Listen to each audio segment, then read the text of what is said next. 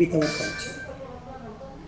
Nature and culture, it's actually always supporting each other. Our comforts are actually drawn from the scientific approach to provide basic needs to be fulfilled with the help of nature only. During this particular nature culture development or evolution, certainly there are many type of changes are occurring. We hurt not only wild animals, many of the mild animals also. We actually, many times in cities, we can find so many snakes are actually coming into the houses. The reason is snakes are not coming to our houses. We people have entered into their houses and we built our concrete forest there. So therefore, respecting such animals, their lifestyle, their utilization in maintaining the nature's balance, etc., that should be taken into care. So for that purpose, lot of cultural research is very important to understand the science behind it. In that sense, this information is very useful. Satyanarayan sir did a good job. His full-fledged book is worth reading actually on this particular item. And I think since the time is running out, I will cut short my speech here. Anyway, I am speaking on 24th.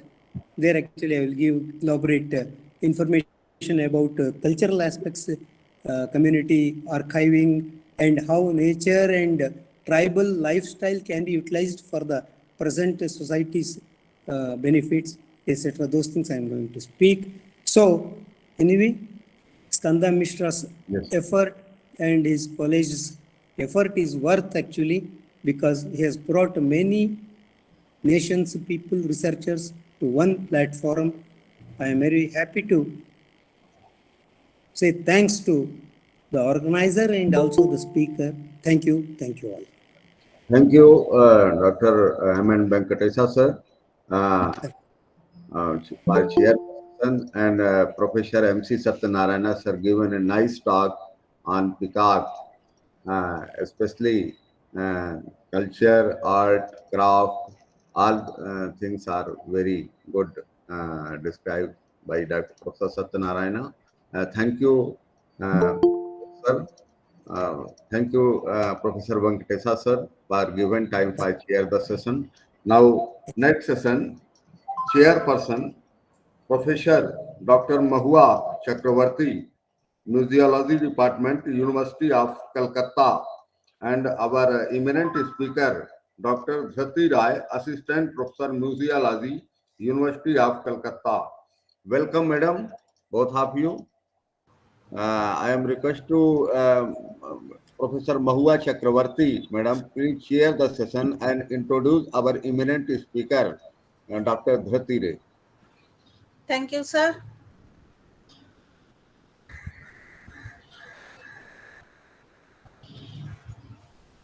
Good morning. Am I audible? Yes, yes. Okay, thank you.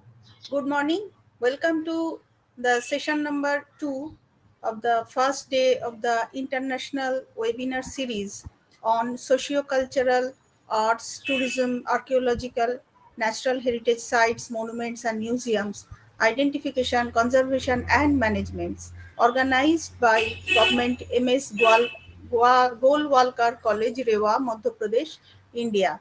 I am Mahua Chakraborty and I will be chairing this session, which will run from 11:10 a.m. until 11:50 a.m. There will be a single talk by Dr. Dhriti Rai, followed by 5 minutes for question and answer. Now, before starting the talk, let me introduce Dr. Dhriti Rai. Dr. Rai is working as assistant professor in the Department of Museology, University of Calcutta. She was conferred gold medal in her master's degree in museology. She did her PhD in museology on Museum Information Service in 2006. She also did postgraduate diploma in public relations. She did her postdoctoral research projects on the Meiteis and the Nagas of Manipur at the Asiatic Society in Kolkata and also did projects of musealization of the great Indian epics in Southeast Asia, mainly in the countries of Myanmar, Cambodia, and Indonesia. She is teaching museology in the University of Calcutta since last 10 years. Her areas of specializations are museum management and marketing, information service in museums, public relations, natural and cultural heritage studies. On her credit, she authored a book, Museum Information Service, in 2008 and contributed book chapters to some books. She has published more than 20 articles in reputed national and international journals and delivered invited lectures in Portugal, Sri Lanka, and Bangladesh, and presented research papers at many national and international conferences held in India and abroad. Under her supervision, two PhD researchers have already been awarded and three researches are ongoing. She has contributed modules in EPG Pathshala in Indian culture for the UGC. She is the guest faculty in different colleges in Kolkata and members of few national and international organizations. Now she will be talking about remains of eternal homes in South and Southeast Asia. Uh, may I request Dr. Dhriti Ray to present her paper. Thank you.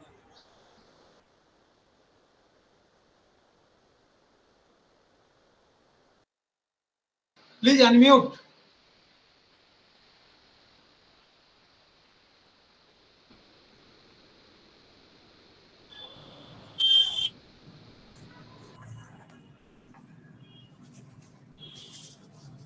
Thank you, Professor Moha Chakraborty, for introducing so nicely, and Professor Skanda Mishra for giving this opportunity to share my paper here in this international webinar. I would like to present my paper on remains of eternal homes in South and Southeast Asia. Before I go in details about it, I want to share some basic facts about it. So, human belief in afterlife is one of the important characteristics of early human civilization across the world, evident in the Egyptian civilization, Chinese civilization, among the Turkish, Persian, and also evident in different parts of Asia like South and Southeast Asia. Eternal homes are actually the mausoleum or tomb of kings, which were built by the kings during their lifetime as per their wish with full devotion. Even in the history, it is also found that a queen built her own tomb during her lifetime. Not even tomb, but they also arranged all the essentials that they might require in their afterlife. The tradition was different than the culture of burying dead people along with their essential belongings by his or her family members or relatives. It is also different than those famous and magnificent tombs of the world like Taj Mahal, Humayun tomb, Akbar tombs, etc., which were built in the memory of the deceased by their beloved husband or wife or sons. Eternal homes are that tradition where the person built his own tomb by himself during his lifetime. This is the main things about this presentation. Though this tradition is not continuing today and it is a lost tradition and heritage, but the evidence of this tradition, belief, and practices are present in scattered way in Egypt, Turkey, and in different parts of Asia, including China, Cambodia, Indonesia, and even in India. The presentation is based on the overview of this concept in prehistory, ancient, and medieval world, on about the making of own tomb during lifetime and its monumental remains in South Asian countries, with special reference to the temples of Cambodia, Indonesia, and Qutub Shahi tombs in Hyderabad, India. There are only few remains existed now, and these sites are the true evidence of this ancient human history and culture, and till today narrates the age-old human belief. So let me to start with an overview of the world. So All of us know about the pyramids of Egypt. Egyptians believed in afterlife. Pharaohs built these magnificent pyramids for themselves and their consort as stone. The old evidence is about 4,700 years old. All Egyptian pyramids were built by the pharaohs in their lifetime to ensure worldly life after their death. Their lifetime mission was to construct a pyramid too. Almost 118 pyramids are so far identified. Out of them, 80 are in Sudan and rest are in Egypt. The Pyramid of Giza is declared as one of the seven wonders of the ancient world by the UNESCO, as this all of us we know about this. So inside that there are the chambers for queens and other family members to stay together after life. And we know all about these Tutankhamun's tomb, which was filled with extraordinary treasures, including the golden death mask of Tutankhamun, a golden throne, and even gold sandals.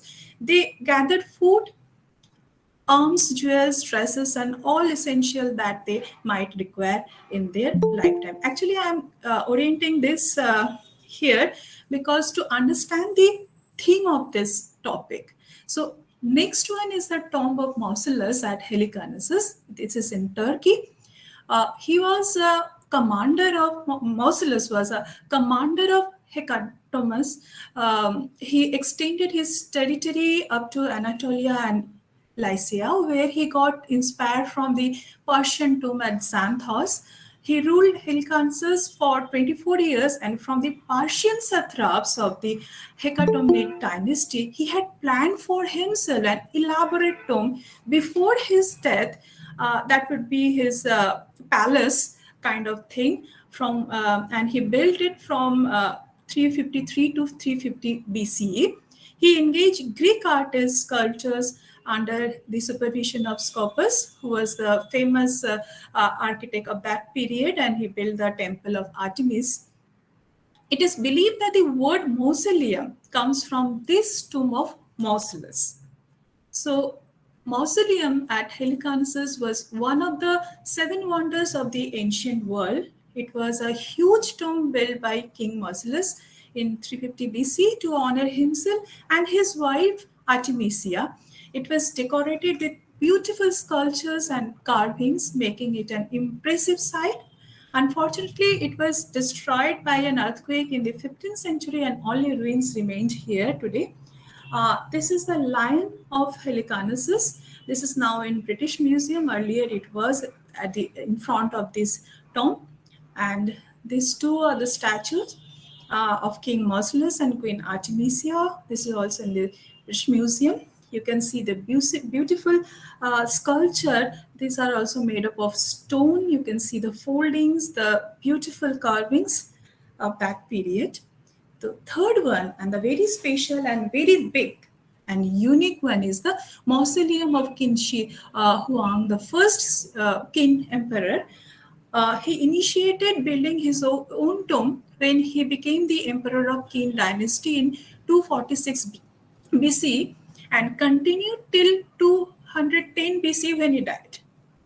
He built his tomb with a mission to create his eternal palace with same number of army, including officials of all ranks, cavalry, chariots, etc. in life-size terracotta model. It's a huge site. Actually, this is an entire city, terracotta city, and this is the terracotta warrior site located at Xi'an in upper North China. He wanted to remain as emperor, thus made his terracotta empire where he could rule after his life as same as that he ruled during his life. So within the during the time of excavation, this chariot was excavated. This tomb was. They believed that the continuity of their worldly life should be it was their main priority after their life. So the site was excavated accidentally in 1974. Although the location of the main mausoleum has been identified but not yet excavated because of the loss of its color during the time of excavation or the total damage that the archaeologists, they believe that it may create a huge damage. So this is, till today, this is under the earth. So these three were the different kind of eternal homes that the ruler built for themselves. So now I want to focus on my theme of my presentation in South and Southeast Asia. Different from this thing, now here the concept is for the construction of temples.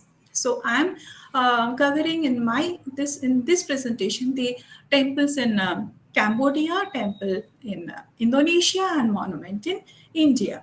So in Cambodia, I found Bante Thom, built in 9th century. Angkor Wat temple is a very famous temple, and Angkor Thom temple.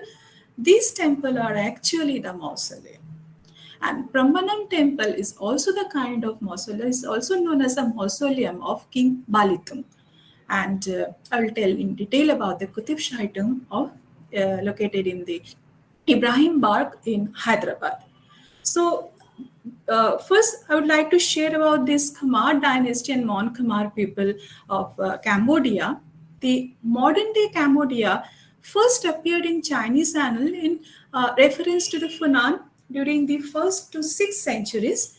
Funan is noted as the oldest regional Hindu culture, which suggests prolonged socio-economic and maritime trade relation with India during the Pallava period. From the charm inscription of the 7th century CE, we came to know that in 1st century, a Brahmin called Kodin reached Cambodia. He married to the princess of Funan and ruled Cambodia and initiated the relationship with India. It continued, and during 4th century CE, the king Srutavarmana acquired the Burman title from the Hindu Pallava king.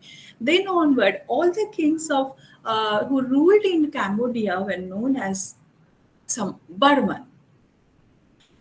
During 5th to 7th century CE, the temple construction in Cambodia had clear influence of Indian temple architectural style, especially Pallava style. These temples were the abode of Lord Vishnu and Lord Shiva. From 9th century CE, we can see a shift into the pure classical Khmer art reflected in all temple architecture like Angkor Thom and beyond group of temples. But clear reflection of Indian Shikhara style was still remained in its architecture. The entrance had the face of Lord Shiva. In this period of time, a typical socio-religious practices had been developed in Cambodia. That was the worship of the king in the main sanctum sanctorum or Garbhagriha of the temple, replacing Lord Shiva.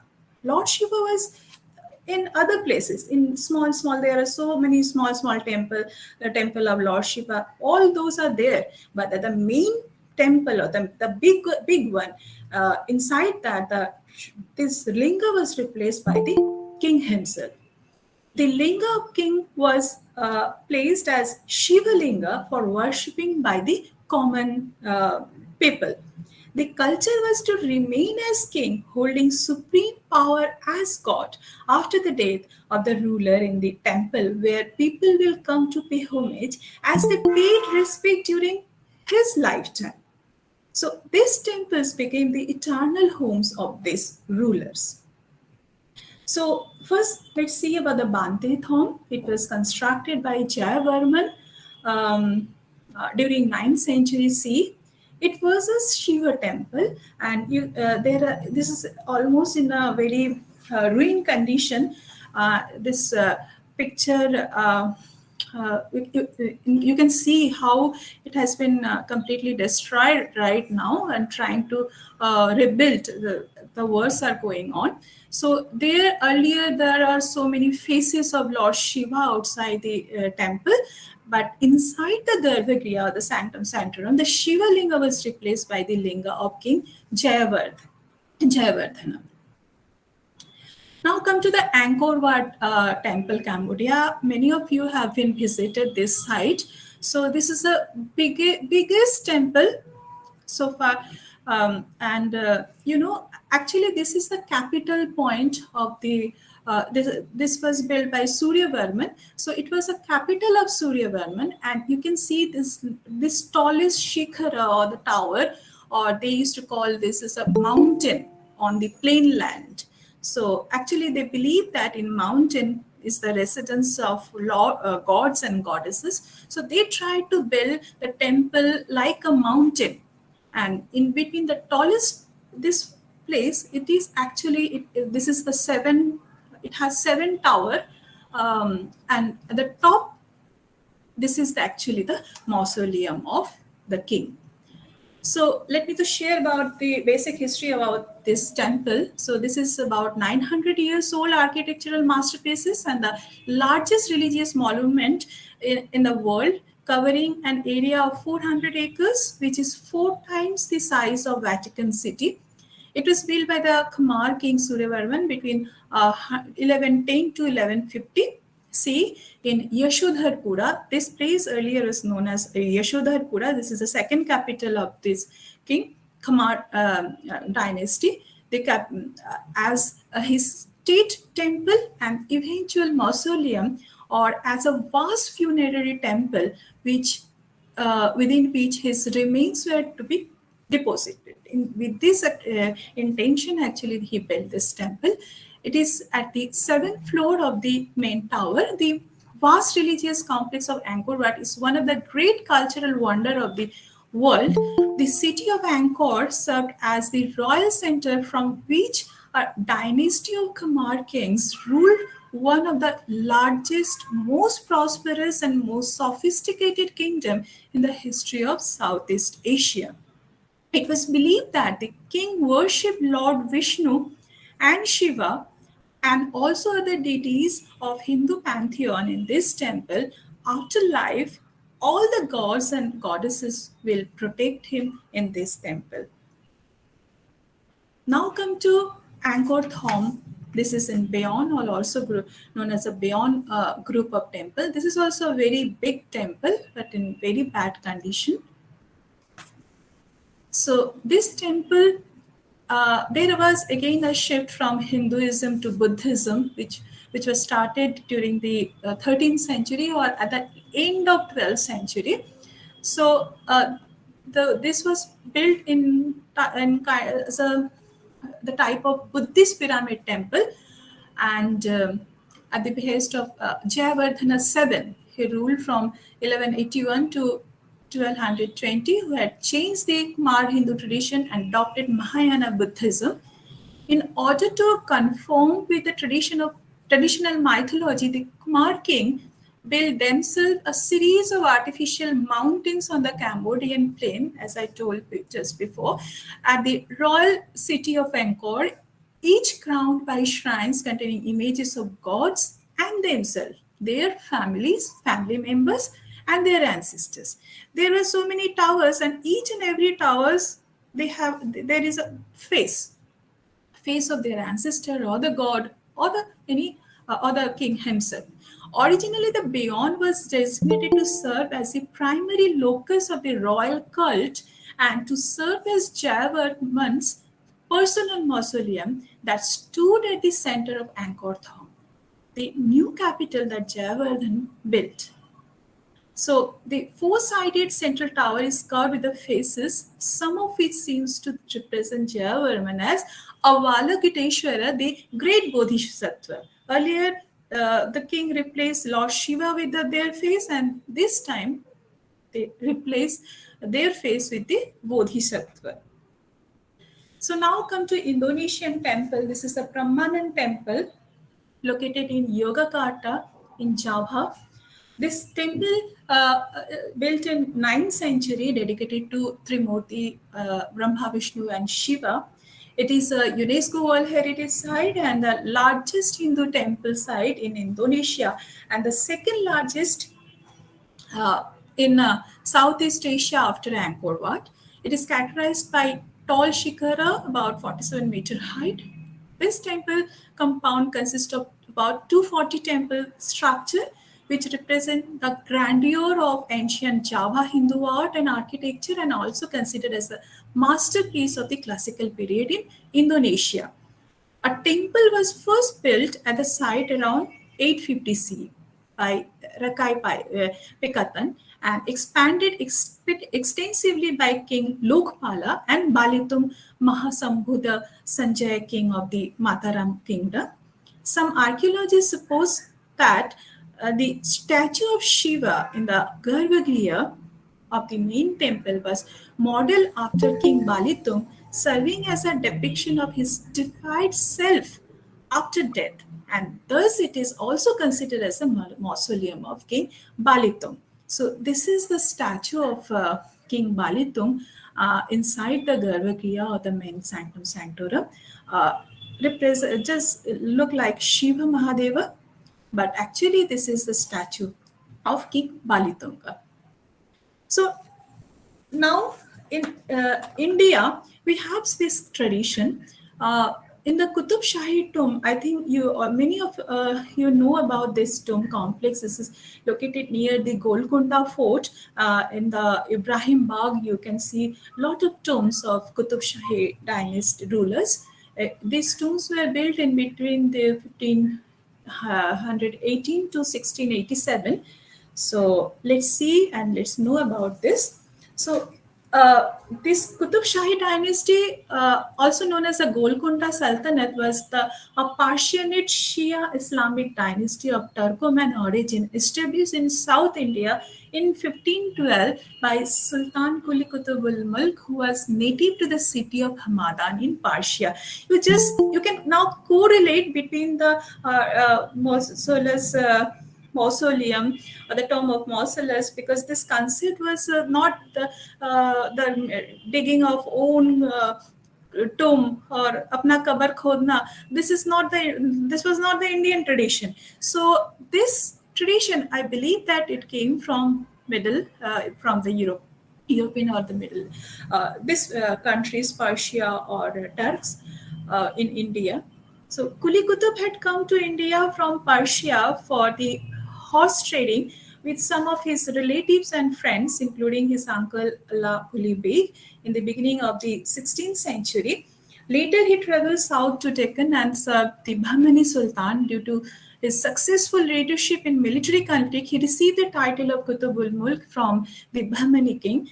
After the disintegration of the Bahmani Sultan into the 5 Deccan Sultanate, he declared independence and took the title of Qutb Shah and established the Qutb Shahi dynasty in Golconda. All total, there are 7 rulers who ruled this dynasty till 1687 CE. So within this Qutb Shahi tomb complex, you can see 6 tombs of the ruler and 1 incomplete tomb. And apart from there are the tombs of queens, mortuary house, mosques, etc., built by the ruling kings. So there are the galleries of smaller tombs which are of a single story, while the larger one are 2 stories or more. In the center of each tomb is a sarcophagus which overlies the actual burial vault in a crypt below. The domes were originally overlaid with blue and green tiles, of which only few pieces now you can see there.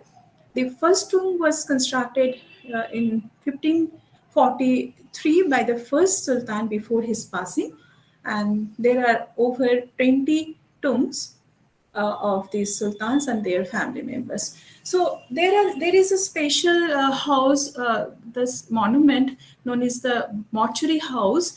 The mortuary path which stand opposite to the tomb of Muhammad Quli. It was built by Sultan Quli to facilitate the ritual washing of the bodies of the dead kings and others of the royal families before they were carried to their final resting place. The practice followed was to bring the body out of the Golconda fort through the Banjara gate to this path before carrying it away for the burial with the ritualistic pomps that was required to mark the occasion. A large number of people, relatives, officials, friends, and phones subjects attended the ritual. The path is one of the finest existing specimen of ancient Persian and Turkish culture. So there was a custom, very interesting custom, to entertain the soul of the deceased in the evening during the Qutb Shahi rule. So let's see the picture of this.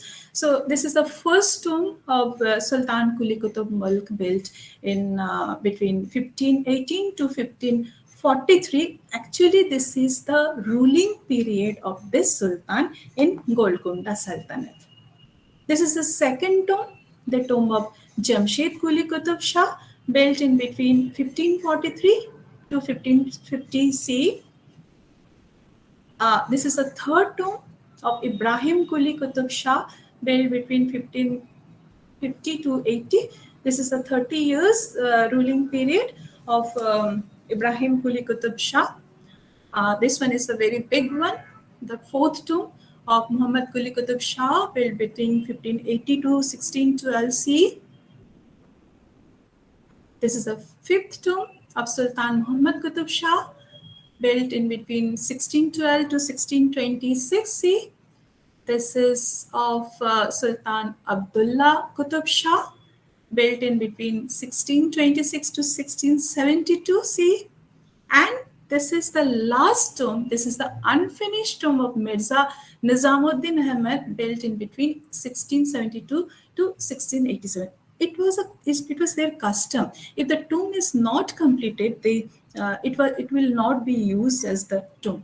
As he died in a battle against the Mughals, so his body was buried in Aurangabad, not in Hyderabad.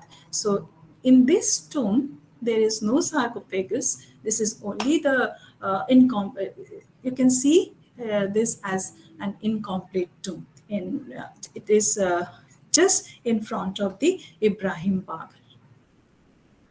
So these are a few pictures inside the mortuary house of the Qutub Shahis. You can see many Persian and Turkish influence in this. This is the bathing place. This is the masjid, or the mosque inside the Qutub Shahi tomb complex. And this one is very interesting structure. It was a 12-faceted marble shrouding platform with inscription built by Sultan Quli I while erecting his own tomb. For the performance of ritual bath of the royal dead, a small channel runs around the perimeter. You can see here of the platform, probably to drain water flowing down the platform. It is one of the best specimens of the contemporary Persian and Turkish bath. Now come to the tomb of Hayat Baksh Begum. This is the tomb built by a queen during her lifetime. This is a very beautiful tomb located inside this Ibrahim Bagh. And let me to introduce about this, who was this Hayat Baksh Begum, who built this during her lifetime. She was the daughter of Muhammad Quli Qutub Shah, the fifth Sultan of this Golconda Sultanate, the wife of Sultan Muhammad Qutub Shah, the sixth Sultan, and the mother of Abdullah Qutub Shah, the seventh Sultan. She was affectionately known as Ma Sahiba. The tomb garden of the Sultan of Golconda was known as Lagare Faizathur, a place of bountiful entertainment. During the reign of Qutub Shahi rules, songs and dance, or even an occasional plays were staged in the tomb complex every evening, free of cost, to entertain the soul and the poor. So these are all about the remains which are located in different parts of South and Southeast Asia, and there are, we can say these are our lost heritage or culture of our past. The remains are the evidence of this ancient belief and practices, and our responsibility is to preserve this heritage as history of mankind. Thank you so much for listening patiently. Thank you, Dr. Ray. Now we have time for questions from the audience.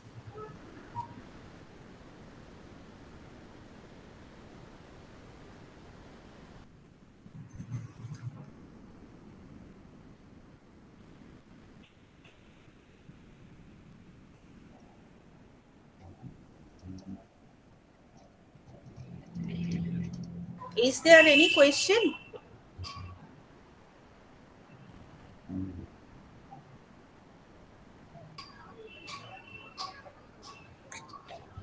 Okay, since Okay, nobody, madam. is there any question? Well, ma'am, this is Babjira from Hyderabad. Yes. Yeah, it's not a question. It's to be, your talk has to be complimented. You have taken a lot of information and you try to put it in the this thing. But before, even before Qutub Shahis, Yeah. down south, when you go to Karnataka, the Gol Gumbaz is another important, significant tomb. Uh, Gol Gumbaz. Had you been there? No? No. The only Because, side I have visited. no. Yes. What I mean to say that Yeah. because Yes, he didn't. you try to She didn't. present, yeah, you try Sure. to present different mausoleums of India means that is Yeah. a World Heritage status one that which I am referring, Gol Gumbaz, and then there are n number of mausoleums are there. Since you have shown Qutub Shahi, and also there is a small correction I wanted to make it. Yeah. The last ruler, Tana Shah, Abdul Hasan Tana Shah, he was not killed. He was taken as a prisoner. Prisoner. Yeah. Prisoner. And then from here on, from Golconda Fort itself, and he was in that is 1687, and then he was taken into imprisonment at Aurangabad, where subsequently he breathed his last. Yes. Absolutely correct. So that is not that he was killed or anything in a battle, because I want to make. No, yeah. So yeah, thanks And for then, and my suggestion is that it's a very good one. You have you put all the things in a very good perspective, but while taking that one, even the connection between the greatest connection between Cholas and Southeast Asia, that is another important, significant aspect you need to look into in your Sure, subsequent sure. presentation, because Yeah. it's a lot of epigraphical Yes. evidences are there, historical evidences are Yes. available in the South Indian law, that is in the Tamil literature and all of that. Yes. So if you go through them, it will give you further this thing.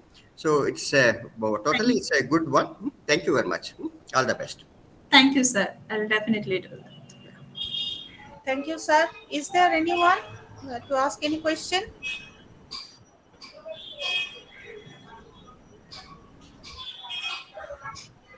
Okay, since nobody is asking any question, should I conclude to Professor Mishra? Yes, madam. Please Okay. conclude. Thank you. The House of Eternity was, or the Eternal Home, was a place to meet oneself for the tomb owner, and contained decorations portraying the owner's likeness and the stages of their lives. The owner immortalized themselves with the portrait on the walls of the tomb, along with the inscriptions to resurrect them in a new life in later times. The pyramids in Egypt or Museum of the first king, emperor, etc., the finest examples of the eternal homes, which Dr. Ray has explained thoroughly. Moreover, she highlighted the eternal homes of three countries such as Cambodia, Indonesia, and India.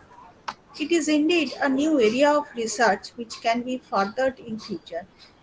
Lastly, I thank Dr. Dhriti Ray for your contributions and the audience for your participation. And a special thanks goes to Professor Skand Mishra, who gave me the opportunity to chair this session.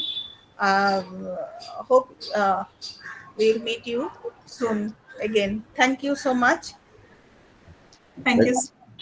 Thank you, Professor Mahua Chakravarti, for giving your time and share the session, and Dr. Dhriti Ray given a nice talk in our webinar. Thank you, both of you. Thank you. Now, third session, our chairperson, Professor M.C. Satyanarayana, Professor Wildlife, ABC College, Tamil Nadu, Chennai. Our eminent speaker, Professor Vidyanath Jha, formerly Professor Botany, Darbhanga, Bihar, India, and co-chairperson Dr. Ratan Kumar Srivastav, Professor Environmental Science, Government Science College, Jabalpur. Welcome, sir. Professor Satyanarayana, sir.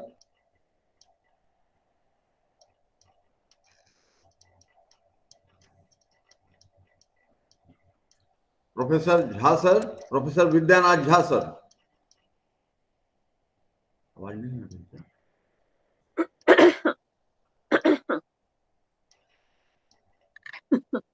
Professor Satyanarayana, sir.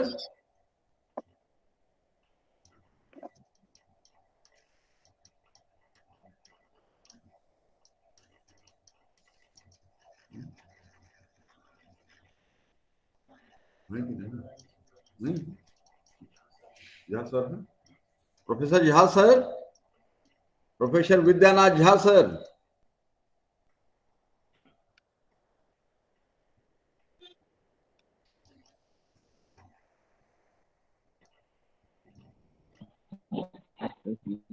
Yes, yes, I am connecting. I am connecting. Welcome, sir. Welcome. Welcome. Yes, yes, I am connecting. Professor Satyanarayana, sir. Connect कथी से करोगे ओइमे करते हो presentation जे छै presentation निकालू ना हमर या जेना एमे छै हमरा आबि गेल छै I don't think he is there. I don't think he is there. Yes, sir. मैं फोन लगा रहा हूँ कॉलिंग है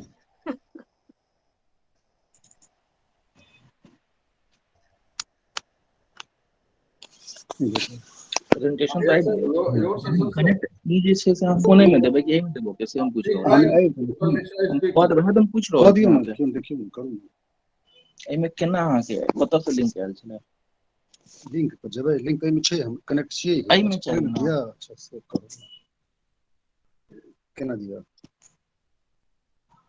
हमरा खाली बता दियौ चेकर नाम में छै ठीक छै हम स्कंद मिश्रा ओहे में जे में छै एकरा एक बार खोल लेबो दियौ भाई जानो हां करू झा साहब आप अपनी तरफ से प्रेजेंट करेंगे कि इधर से करें आप करिए उधर से अच्छा अच्छा चलिए अब चाहिए खोल खाली स्लाइड है ना बाकी सब को देते ना हां हां बाकी ठीक है तो कनेक्ट करबे हम तो कनेक्टेड छी उस कनेक्ट छी ना हम आई में नहीं कनेक्टेड रहो तो फोन में रहो खाली कनेक्टेड एक मिनट कर लो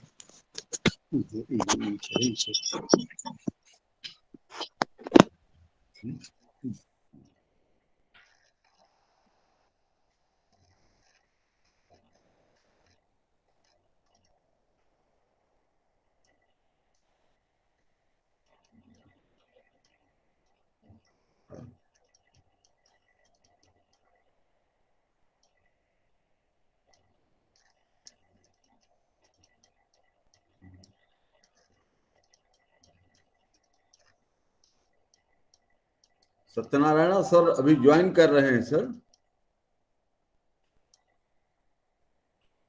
शायद उनको टाइम लगेगा ज्वाइन करने में हाँ थोड़ा बड़ा था फुल ये तो बहुत छोटा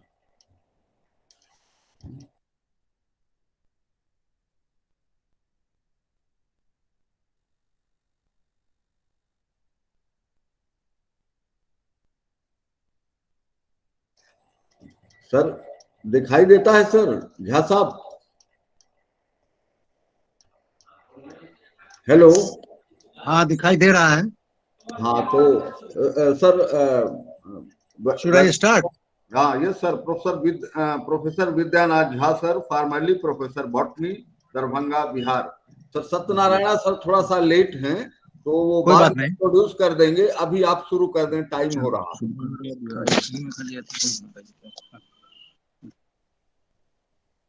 सामने टॉपिक प्रेजेंटेशन का एरिया ठीक है तो साइज के इलाज करो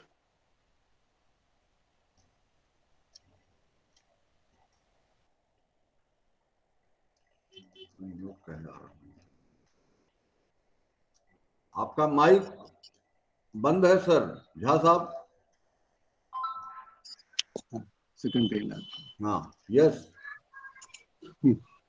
The topic of my presentation is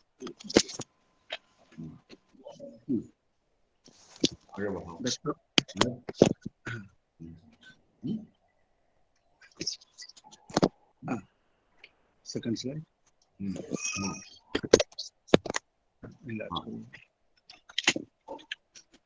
The topic of my presentation is modern interpretation of scientific and environmental references in ancient philosophical maxims.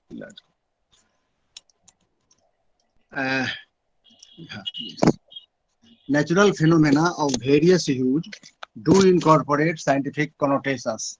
They have been there even before the advent of humans on this earth. Human intelligence, however, took due note of these phenomena, and early humans deciphered the processes in form of maxims in various languages all over the earth. Invention of fine instrumentation later facilitated the unraveling of the science behind these phenomena. Present discourse takes into account some plant and animal-based Sanskrit maxims, including those related with ancient ecological principles. Now, plant-based maxims refer to rhizome of lotus as a swan feed, then waxy coating on lotus leaves as a basis for the recent concept of lotus effect, then dicaseal cyme inflorescence of kadam, that is Anthocephalus kadam. Now the name has been changed. Then floating endosperms in coconut. Then bitter leaves in sweet fruits of pilu. Then intense smell in the flowers of champa. Then some animal-based maxims refer to a spider seeking refuge in its own cobweb and yielding silk equivalent to biosteel. Soft turtle body protected by hard shell. Then elephantine fecal matter containing seemingly intact fruits of the elephant apple. A crab getting killed while giving birth to its offspring under the process of dehiscence.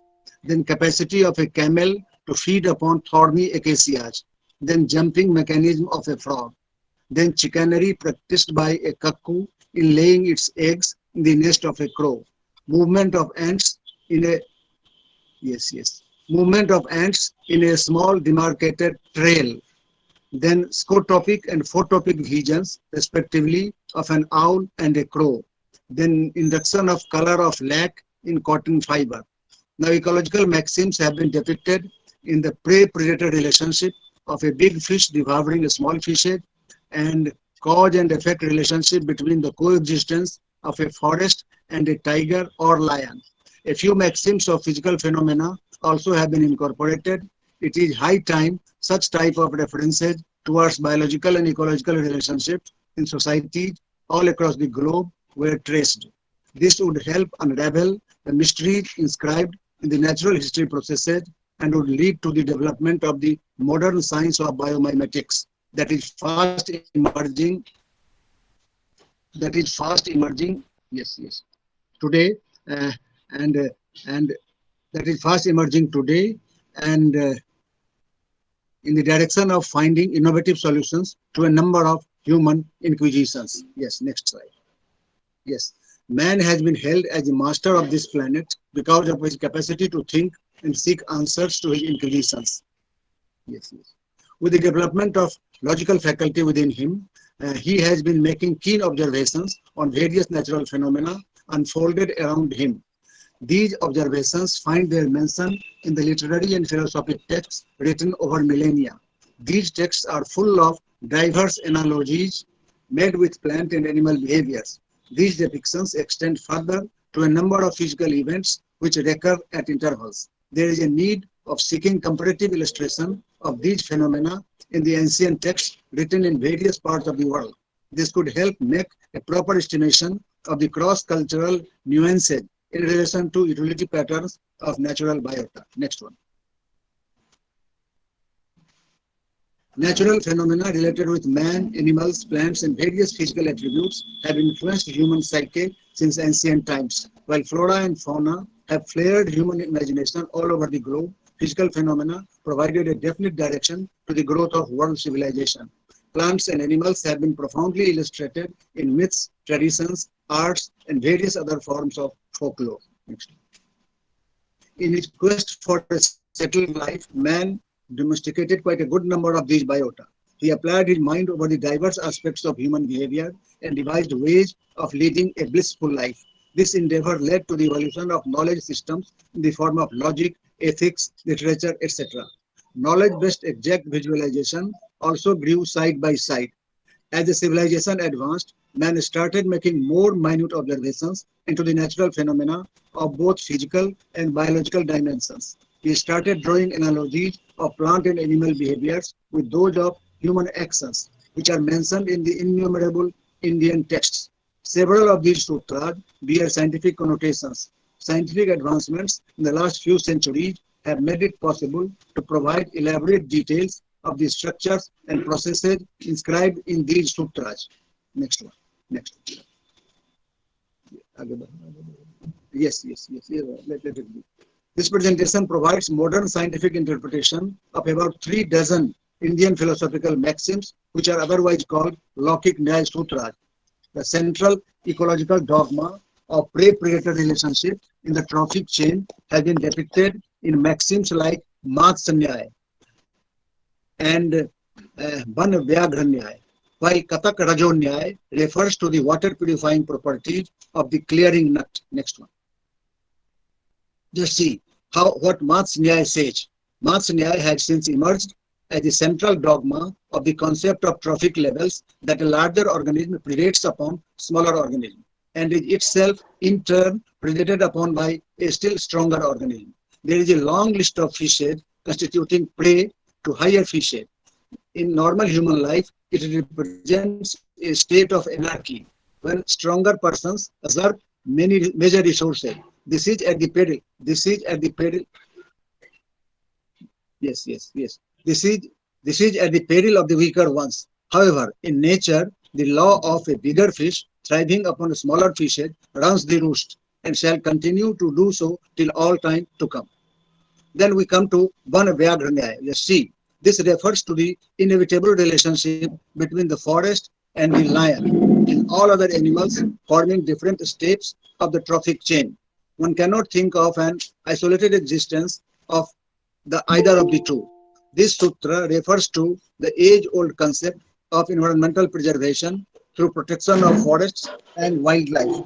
The sustenance of herbivorous and carnivorous animals in the jungle is an obvious consequence of the next one. Yes. And the sustenance of herbivorous and carnivorous animals in the jungle is an obvious consequence of the existence of forests and associated wilderness.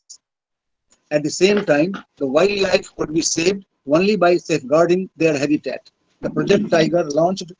Yes, the Project Tiger launched. The line has gone. Electricity has gone. Let give some time, please.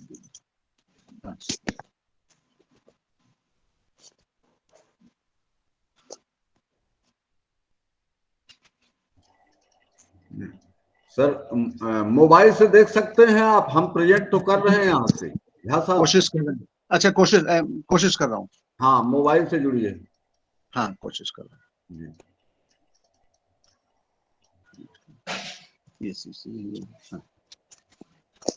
Yes, the Project Tiger launched for protection of tigers in different countries in the world, basically envisages raising the area under forests. Is it? मैं सुनाई पड़ रहा है? सुनाई पड़ रहा है ना? हाँ, सुनाई पड़ रहा है। Then we come to Radhanakar Nyaya. Radhanakar Nyaya also echoes a similar situation, which refers to the sustenance of crocodile and other aquatic animals also in a big reservoir, only if the same is full of water and supports all other organisms of the trophic chain. Just see, this figure shows the elephant and the nakr, Grah, just at the confluence point of Ganga and Gandaki near Patna at Hajipur. Just this is shown. Then we come to the plant-based maxims. The first one is Katak Rajo Nyay. Now this Lokik Nyay Sutra refers to the capacity of the seeds of clearing nut, that is Strychnos potatorum, to purify dirty or polluted water. The copious liquid secretion around the seed surface binds with the dirt and makes it settle down. This property of purifying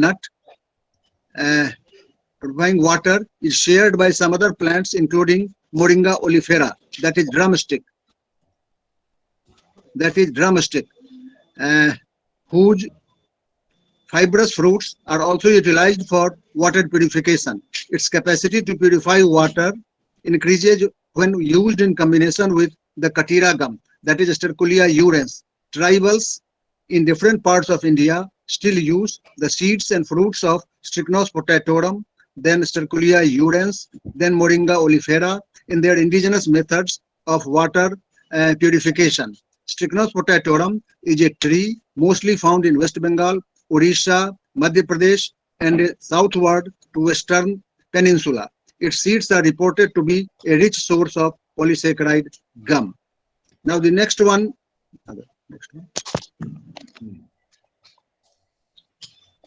Yes, next one refers to the lotus effect. That is,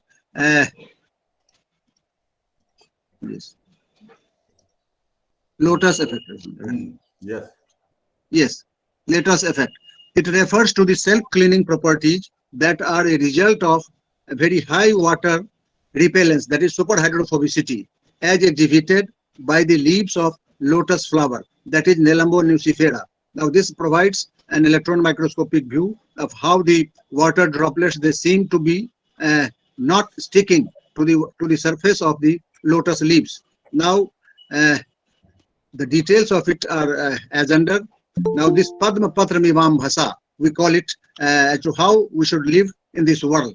Now this refers to the phenomenon of water droplets becoming round on lotus leaves. This maxim preaches one to lead an unattached life without caring much for the worldly pleasures and sorrows. The water on the waxy lotus leaves, instead of wetting the surface, turns into pearl-shaped droplets on account of the factors related with surface tension, which prevent the water from spreading out. A recent endeavor in Germany has witnessed derivation of an environment-friendly paint called Lotusan from lotus leaves. Presence of a conspicuous layer of impermeable wax on leaves creates an interface between water and dirt, making the lotus leaf extremely water repellent. The air gaps on leaves prevent the dust particles from sticking to the leaf surface, leaving them free for water. Lotusan withstands harsh weather conditions and is very effective for external applications. It reduces the chances of fungal and algal attacks and provides greater longevity and cuts down expenses on harmful cleaning agents. This discovery by Wilhelm Barthelot in Germany could find use in areas ranging from industry and aircraft design to medicine. It's available in a number of areas. Now, how lotus effect has its further ramification?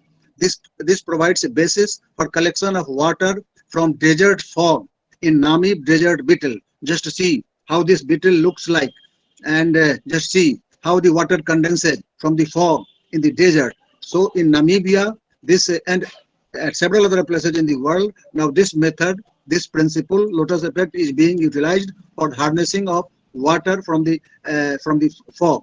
Now a new technology of water from fog condensing in Jadavpur University. Now this based on lotus effect, this found mention in the Indian newspapers also. Jadavpur University has taken a lead over this. Now there is a formulation called earless lotus has also come into practice. It is a clay roof tile based on lotus effect. Now just see, requires only wiping out, nothing other. Then there is a concept of slicing machine. A slicing machine based on lotus effect made by multinational company Bijarba. Yes. Then this is Wilhelm Barthelot, and just see how the water droplets they are coming on the surface, wall surface. Now the original paper, that is purity of sacred lotus or escape from contamination in biological surface.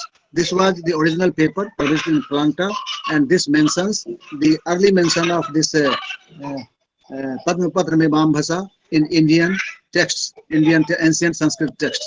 Now there is just see an insect called water strider that provides a clue to the formation of aquatic robots. Now how this insect just rushes on the water surface. Now this concept has been taken for formulation of a number of robots that run frequently on the water surface.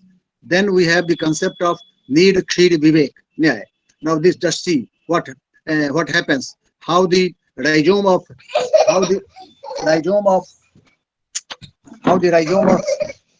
Nelambo nucifera has been referred to. This maxim related to lotus refers to the capacity of swan to differentiate between milk and water in a mixture of the two. The inherent scientific fact, however, speaks of the feeding behavior of the swan, which is fond of drawing its food from the rhizomes of aquatic plants inside water. Rhizomes of water plants like species of Nelambo, Nymphia, etc. are known for their nutritional and medicinal properties and have attracted wider scientific attention. The bird feeds upon the same, leaving apart other things in the water. Now just see this need feed vivek, how there are gaps, there are erenchymatous cavity in the rhizome. And with this we come to the next Laukik Nyaya Sutra, that is Kadamba Korak Nyaya. Now it is the maxim of the birds of the Kadamba, that is Anthocephalus Kadamba tree, which are said to burst forth simultaneously. An analogy of this phenomenon is drawn with simultaneous fulfillment of a number of worldly desires. The inherent botanical fact is that the innumerable flowers in the plant take shape of a condensed ball and appear to sprout at a time because of their development as the dicasial sign. Inflorescence. The globose head of Anthocephalus kadamba is highly eulogized in Indian scriptures as favorite to Lord Krishna. Watering the tree on a particular day of the week is prescribed to propitiate evil spirits. The maxim is used in philosophy to denote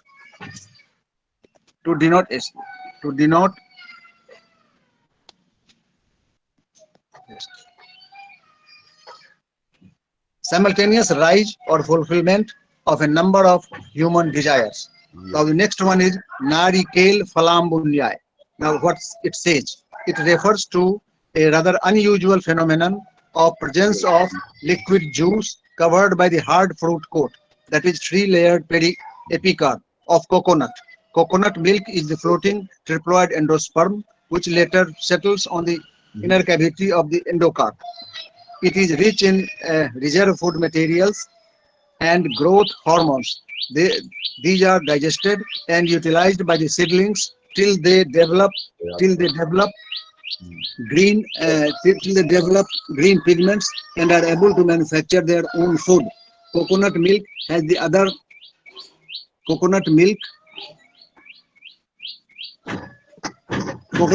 the floating triploid endosperm, which later settles on the inner cavity of the endocarp. It is rich in reserve food materials and growth hormones. These are digested and utilized by the seedlings till they develop green pigments and are able to manufacture their own food. Coconut milk has a unique stimulatory property which the other endosperms lack.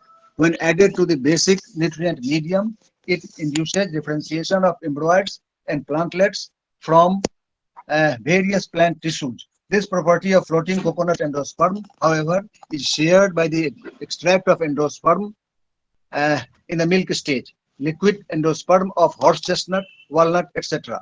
Coconut finds a frequent mention in the scriptures and is offered to deities for the fulfillment of worldly desires. It is held as one of the Kalpa Vrikshas. Then I am coming to one very interesting sutra, that is Pilupatra Nyaya. Now, it refers to the leaves of Salvadora ovoides having a bitter taste as against its fruits, which have a sweet taste and are a favorite eatable. Leaves are lopped for camel fodder and are used to relieve cough. Sweet fruits are fed to cattle to increase lactation, while leaves are given to horses as purgative. Fruits are also used as cure for enlarged spleen and rheumatism. In philosophy, it implies that truth may be bitter, but it is sound for the rational or spiritual health of a man. Just see. Now I'm coming to another sutra, that is Champak Pat Vas Nyaya. Just see what it tells. This maxim refers to the retention of the intense odor of champa flowers. Flowers of Michaelia champaka are a source of champaka oil, highly esteemed in perfumery. Flowers are employed in preparation of itra and perfumed hair oils. It has asterosclerids with short pointed arms that dominate the floral part, being distributed diffusedly in the ground tissue. This very characteristic of this plant could be linked with the retention of odor in its flower for a much longer time, even after removal of the flower itself. Just see, the map showed the two districts of Champaran. That is, earlier it was Champaran only, and it was on account of the abundance of the champa trees that the district has been named so. Now we have two districts. Then we have Ikshu Dandanyaya. Next one. Yes, Ikshu Dandanyaya. Now it refers to the more sweet juice of sugarcane near root as compared to its apical portion. This is because cane ripening proceeds from bottom to the top, and hence bottom portion contains more sugars than the top portions. In sugarcane, maturation and ripening are related with synthesis and accumulation of sucrose. During this phase, there is a rapid accumulation of sugar and vegetative growth is reduced. Ample sunshine, clear skies, and diurnal variation in temperature, that is cool nights and warm days, coupled with dry weather, are highly conducive for sugarcane ripening. It has been used as a source of sweet juice since primitive times. Yes. Then we have Munjadi Ishiko Dharanyaya. How this grass, poaceous grass, how the inflorescence comes out. This maxim of emergence of the gramineous plants in an intricate manner, one of the typical examples being that of Erianthus muja. Now this attracted the attention of our forefathers. Now there are animal-based maxims. Next one. Yes, next one. Just come to Luta Tantunyaya. Just see how this maxim today is utilized for formation of hard vests. Next one. Just see. It refers to the fine network carved out of the liquid secretion of a spider, which turns into fiber and has fibrion as the highly insoluble protein component.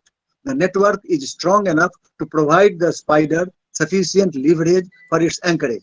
The beta keratins in the spider web form stringy insoluble protein which are flexible and supple and do not stretch. The structure repeats at 0.7 nm intervals. It has high contents of amino acids like glycine and alanine, which have the smallest R group. Spiders are known to spin up to 7 different kinds of high-grade polymer fibers. Now this is being, just see how bulletproof vests are being made of spider web and are being, spider silk is 5 times stronger than steel and far more elastic than rubber. Defense scientists in USA have been trying to find ways of turning it into ultra-strong, lightweight, bulletproof vests.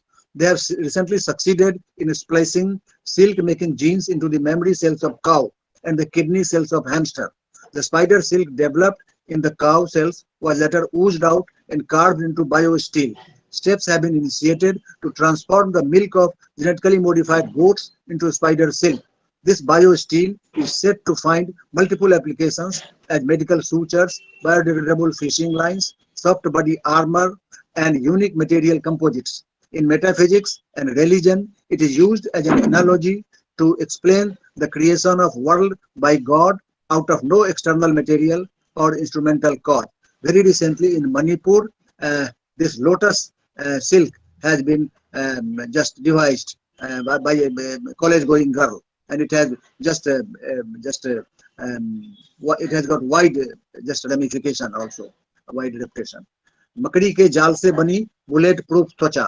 Dutch वैज्ञानिकों ने मकड़ी की जाल की मदद से bullet proof त्वचा का निर्माण किया है। मानव शरीर से वैज्ञानिकों ने उसकी एक टुकड़ा लेकर, त्वचा का एक टुकड़ा लेकर बायो इंजीनियरिंग के सहारे उसकी तह में मकड़ी के जाल डाले। स्पाइडर सिल्क और मानव त्वचा से बनी खास त्वचा पर नीदरलैंड की फोरेंसिक इंस्टीट्यूट में कम गति से राइफल से गोली चलाई गई। प्रयोग में यह साबित हुआ कि बुलेट प्रूफ त्वचा धीमी गति वाली गोली को रोकने में कामयाब रही। वैज्ञानिकों ने मानव त्वचा के एक टुकड़े को मकड़ी के जाल के साथ आनुवंशिक रूप से संयोजन करके तैयार किया है। यह संयोजन .22 कैलिबर राइफल की गोली के सामने एक बुलेट प्रूफ तैयार कर देता है। तो just see how it happens. Then I am coming to कूर्मांग न्याय।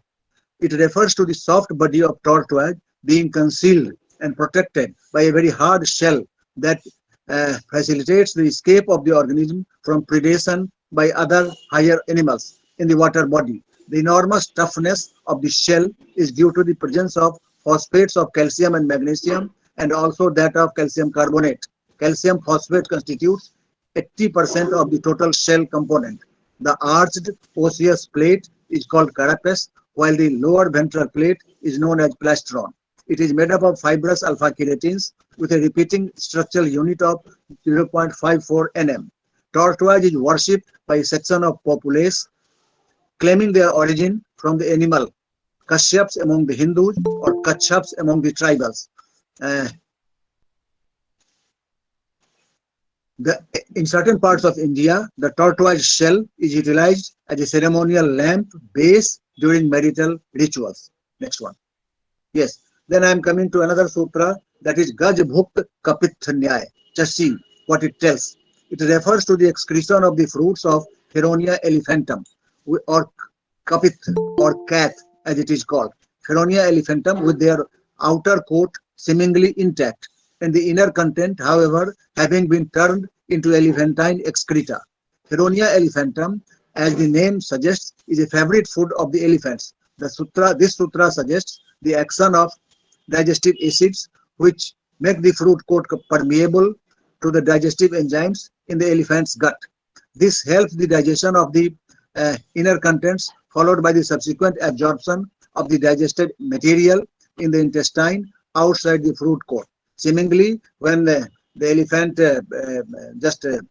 takes out its excreta, seemingly the fruits are from outside, it looks like the intact fruit, but on the inner side it has got digested contents. So that refers to the Feronia elephantum, how it digests, how it is digested. Just see how today these seeds are taken out. The seeds of coffee are taken out from the elephantine excreta. Now the best quality coffee is being prepared this way. Just see how a number of people, they would start, they will just give up the practice of taking coffee collected in this way. Next one. Just see how the brew is there taken up. This next one. Then world's most effective coffee. Just see. Forget Robusta and Arabica. This is the world's most expensive coffee, given its unique flavor by an elephant's digestive tract. The thought of a coffee bean passing through the elephant's internal organs might not leave coffee lovers overly enthused, but the unique coffee created in the hills of northern Thailand is now the world's most expensive variety. The elephant dung coffee is created when the animals have eaten and digested the beans, with a gut reaction inside the animals said to be responsible for the unique flavoring. Attendants scurry to collect the huge animal's dung before forensically sifting through it for the valued beans. The provenance of the beans may have some connoisseurs feeling nauseous, but the coffee's price tag certainly places the bean at the highest end of the huge global market. Just see. Next one. Just see. If you swear by your morning kappa to jump, start your day, maybe you should wake up and smell the civet poop coffee. This could sound like a bizarre choice to pump up caffeine, but the civet poop coffee, called Kopi Luwak, in Indonesia is one of the world's most exotic coffee. Clutch of businesses are raking in big bucks, scooping up their pet civets droppings. The Asian palm civet cat, a long-tailed nocturnal mammal, picks the right coffee cherry but doesn't digest the beans inside. Its digestive enzymes enhance the coffee flavor, giving it a unique chocolate or caramel taste. T.S. Ganesh's organic plantation, Vatapi Estate in BR Hills, in Chamarajnagar district in Karnataka, has plenty of such civets. Ganesha's workers collect the droppings and wash them thoroughly before processing the coffee beans. The coffee brand called Kari Bek, the Indian version of Kopi Luwak, is sold at Rs 50,000 a kg to connoisseurs who swear by the gourmet coffee. Just see how it is being used. This principle, this sutra, old sutra, ancient sutra, is now being used for economic purposes. Next one. Just see how a civet is feeding upon the beans. Civet coffee. Next one, Kopi Luwak. Next one. Yes. Yes. Now I am coming to another sutra, that is Brishchiki Garbh Nyaya. Just see what this sutra says. It refers to the large number of offsprings emerging out of the body of a scorpion or a crab, the mother often getting killed in the process. In normal life, this sutra is used to draw an analogy with parents who are overburdened with multitude of children and find it difficult to nurse them properly. This illustration could be cited for propagation of the principle of limiting the family sizes. This maxim is used to denote one of the sorts of creation in which the cause transforms itself into effect and loses its own existence. Next one. Yes, just see. Ushtra Kantak Bhakshan Nyaya. How a camel in a desert very easily devours the thorny acacia. It refers to the capacity of camels to feed upon the thorny acacia growing in deserts. This is possible because of their hard, wavy palate, having wider molar and premolar teeth. Outer layer of the buccal epithelium is stratified and gets keratinized to provide toughness to the palate. Now, how this adaptation, a very old practice of just adapting to the desert-like situation, hot, dry situation. Next one, how they feed upon. Now, this is Manduka Pluti Nyaya. How, just see, this refers to the capacity of an amphibian like frog to jump. The frog also has a well-developed mechanism for swimming that is evident in the presence of webbed appendages. Jumping in this organism is an emergency adaptation to escape the predator. The large muscular hind limb helps in jumping. This maxim also constitutes an illustration to a rule in Sanskrit grammar. Manduka Plutinyae leaves a space just in between and goes ahead, moves ahead, jumps ahead. Next one. Then Kakapik Nyaya. It refers to the age-old chicanery of the cuckoo in laying its eggs in the nests of crows. Finding the cuckoo eggs quite similar in appearance to those of its own, the crow roosts over both types of eggs and nurses the emerging infants of its own as well as those of the cuckoo. Nursing its young ones this way is a survival mechanism with the cuckoo, that is quail, as it does not form a nest of its own. In literature, it is used as an evidence of distinction between vice and virtue, which unveils only when expressed. The next one. Yes. Now just see another one. The ants travel. Pipilika Gatinyaya. Now, Pipilika Gatinyaya refers to the movement of ants in a well-defined chain. This is because the pheromone emitted by the preceding ants helps the succeeding ants to move ahead in a defined direction. Ants leave scent trails by pressing their stomach close to the ground. Scents persist for a short time, just for a short time. However, the scent trail is refreshed by other ants repeating the same procedure. In literature, it is used to indicate discipline and solidarity of the followers of an order. Ant behavior often forms the basis of forecasts to rains, more particularly when the ants move upwards on trees with eggs in their mouths. This finds a mention in the ancient text Parasar Samhita also. Next one.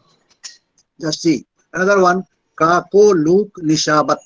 That is how the pakshis, that is just various crow and owl, they have different visions. It refers to a crow and an owl having different visions during night.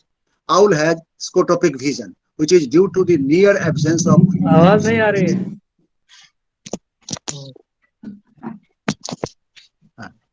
Yes, owl आ रही है, अब आ रही है, अब आ रही है. It's coming, but PPT is different. Owl has a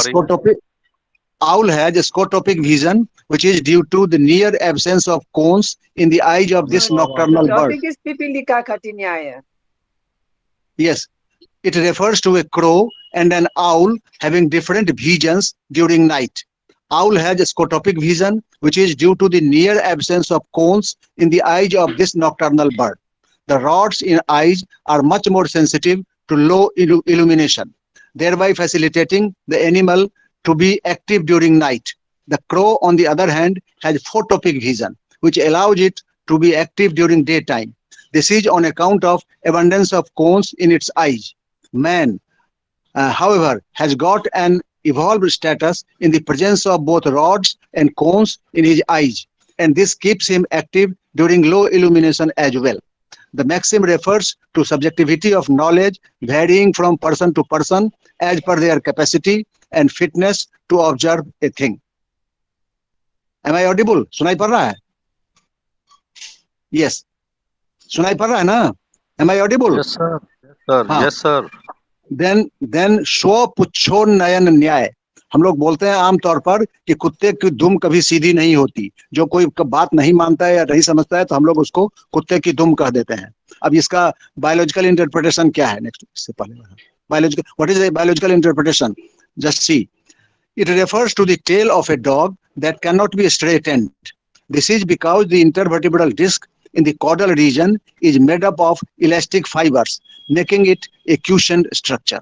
Now this is the explanation. Yes, next one. Gaddarika Pravah Nyay. Now this depicts the continuous rush of sheep. It is used to indicate the blind following of others like a flock of sheep. यार ये sheep are timid. It is audible, sir. It is audible. Very much audible. Sheep are timid, nervous, and easily frightened animals, and for the most part, are defenseless against predators like coyotes and wild dogs. Their only means of survival is to flock together in large numbers and to run away from predators. For this reason, shepherds are able to use dogs to move sheep around. Sheep will consider the dog as a predator, flock together for protection, and move away from the danger. Now, some physical phenomena have also been depicted. Maxims based on physical phenomena depict flowing water gradually losing its speed in an irrigation channel. Then production of sound by the undulating sea waves.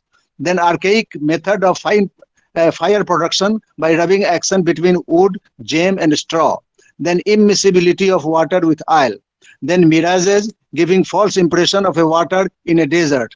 Then variations in lengths of shadows during different hours of the day. There is a need to bring these centuries-old observations to the notice of modern scientific world. So with this, I would like to thank the organizers for providing me an opportunity, and to the chairperson and the co-chairperson for just chairing the session. Now this I just took up this challenge, took up this task of making an elaboration of the ancient philosophical principles. Yes, sir. Actually Satyanarayan sir नहीं है, आवाज नहीं आ रही है. Allow करना पड़ेगा आपको mic. Sound नहीं आ रही है. अंसारी साहब, hello, doctor A Ansari sir. Sound नहीं आ रही है. साउंड नहीं आ रही है आपको? जी जी. It's coming. बहुत अच्छा आ रहा. साउंड नहीं आ रही बिल्कुल. अंसारी साहब को साउंड नहीं आ रही है। हाँ, वो अलाउ करना पड़ता है ना हाँ उसको। सर कहाँ गए थे? क्यों है घर में साउंड ही नहीं आ रही है। विद्यानाथ झा साउंड नहीं बिल्कुल। चलिए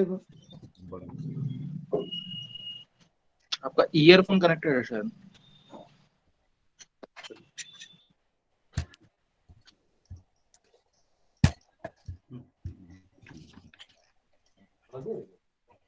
डॉक्टर विद्यानाथ झा। साउंड नहीं आ रही इसमें। Yes, yes, I am very much here. I am very much here. Sound नहीं आ रही बेटा देखो तो।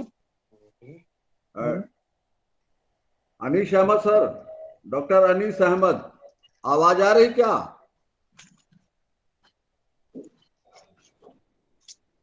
क्या प्रॉब्लम છે? કોના લોક सब છે? કન્વર્સન છે मैं this इनका process. प्रेजेंट कर रहा हूँ इंट्रोडक्शन सर, क्योंकि सत्यनारायण सर है नहीं, तो doctor Vidyanath Jha, professor botany, government CM science college Darbhanga college, teaching experience 43 जी published 3 books on makhana in English, विज्ञान, पर्यावरण एवं समाज और मखाना एवं मत्स्य पालन. Research project undertaken awarded UGC, INSA and DST research project. Visiting fellowship awarded visiting fellowship of INSA, UGC and CSIR, known for done on makhana in relation to economic development of Bihar. Recently awarded Professor P. Sen Sharma Medal of the Society of Ethnobotanists and World Environment and Leadership Award during 6th International Conference Ecology and Environment. Member of Editorial Board, Biojournal, Biologia, Annal of Plant Science, published over 100 research papers and 150 popular articles. So, Dr. Anis Ahmad Ansari sir. जी जी हाँ, yes sir, please. Sound बंद हो गया था जी। Give your views of Dr. Jha lecture. नहीं झा साहब को बहुत बहुत मुबारकबाद। और आजकल वो एंशिएंट हिस्ट्री का चल रहा है, तो उन्होंने बहुत बढ़िया आर्टिकल पेश किया है। इसके लिए मुबारकबाद उनको, क्योंकि इसमें नई जानकारी भी दी गई है। और लोटस इफेक्ट वाला जो है बहुत उम्दा था, और स्पाइडर वाला भी, दोनों ही बहुत उम्दा थे। और झा साहब को बहुत बहुत मुबारकबाद। और झा साहब धन्यवाद सर, धन्यवाद। हाँ वो उसका कुछ जवाब नहीं आया, इसलिए मैं तो आजकल हावड़ा में हूँ। हाँ तो अच्छा, कुछ जवाब नहीं आया। मैं उनसे बोलता हूँ, काइंडली उसको जल्दी से कर दिया जाए। हाँ नहीं, मैं आजकल हावड़ा में हूँ। जी जी जी हाँ, कोडाइफा पेपर। जी जी जी। Thank you sir, thank you sir. Dr. Vidyanath Jha sir for giving a nice talk, and Dr. Anis Ansari Saab for his views. Now thank you both. Next session, Chairperson Professor Dr. Mala Malla, Professor of Archaeology, Tribhuvan University, Nepal, and our eminent speaker, Dr. Muhammad Irfanul Haq, Assistant Professor, Institute of Punjabi and Cultural Studies, University of Punjab, Lahore, Pakistan. Welcome, welcome, madam. Dr. Thank you. Professor Mala, madam, welcome, and Dr. Muhammad Irfan, sir, welcome, sir. Thank you, ji. Listening to Dr. Mala, Professor Mala, madam, please share the session and introduce our eminent speaker, Dr. Muhammad Irfan. Yes, sure. Yes, sure. Thank you. Firstly, I would like to thank the organizing committee for inviting me and giving me this opportunity to chair this session. Thank you so much, Professor Mishraji. Well, today's speaker is Dr. Muhammad Haq from Punjabi, Lahore, Pakistan. Dr. Haq has many qualifications.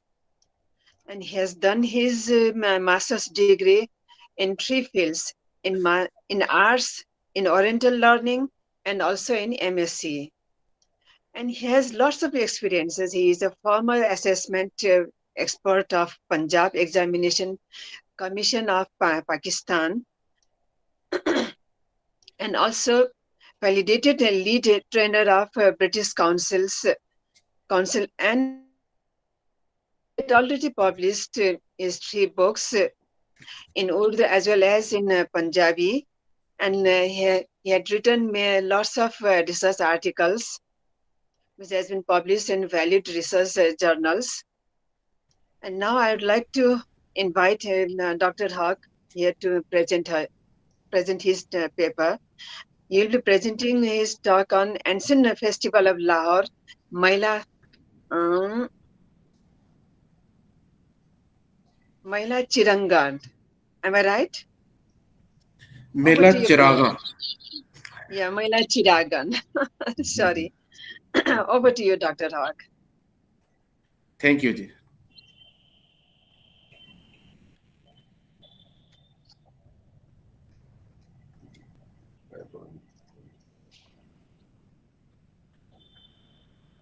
The topic of my discussion is Mela Chiraga, an ancient cultural festival of Lahore.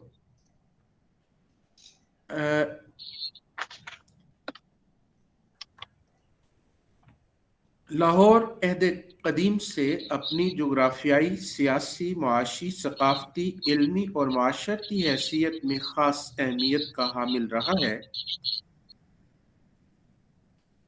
ये मस्जिदों, मंदिरों, मिज़ारों, मकबरों, समाधियों, कब्रिस्तानों, तारीखी इमारतों, बाज़ारों, कदीम हवेलियों और गुमगुश्ता यादों का शहर है। ये कदीम तहजीबों, पुरजोश तहरीकों, इल्मी मज़ाकरों, मजहबी मुनाजरों, सूफियाना रियासतों और अदबी बसारतों का गहवारा है। ये बागों, बहारों, खुशियों, फूलों, रंगों, रोशनियों और रहनाइयों का मरकज़ है। आज ये शहर जिंदा दिलान कहलाता है, जिसे कभी पूरे सूबे की हैसियत में पुकारा गया तो कभी मुमलिकत की हैसियत में, कभी डिवीजन समझा गया तो कभी ज़िले का दर्जा हासिल हुआ। ये हिंदुस्तान की राजधानी भी रहा और सूबाई दारुल हुकूमत भी। ये तजारती मरकज़ भी था और सकाफती संगम भी। कहा जाता है कि इसे हिंदू राजपूतों ने बसाया। ये भी ख्याल किया गया कि ये बुद्ध मत के अहद की यादगार है। इसे 400 कबल मसीह में मकदूनिया के सिकंदरी हमले से पहले वजूद मिला, तो ये भी कहा गया कि ये दूसरी से 7वीं सदी ईस्वी के दौरान किसी वक़्त में आबाद हुआ। लाहौर जब भी आबाद हुआ, ये सबकतगीन और महमूद गजनवी के हमलों के वक़्त हिंदुस्तान के अहम शहरों में शामिल होता था और इसकी जोग्राफियाई अहमियत मुसल्लब थी।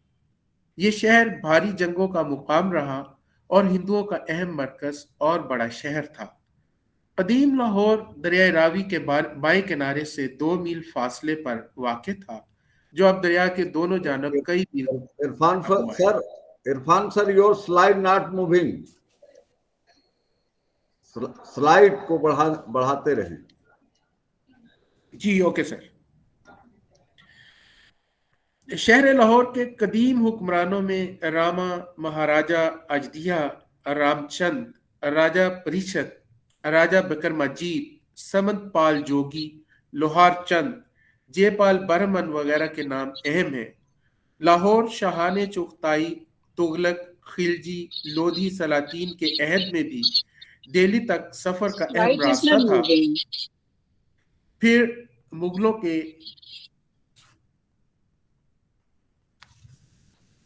Slide is not moving.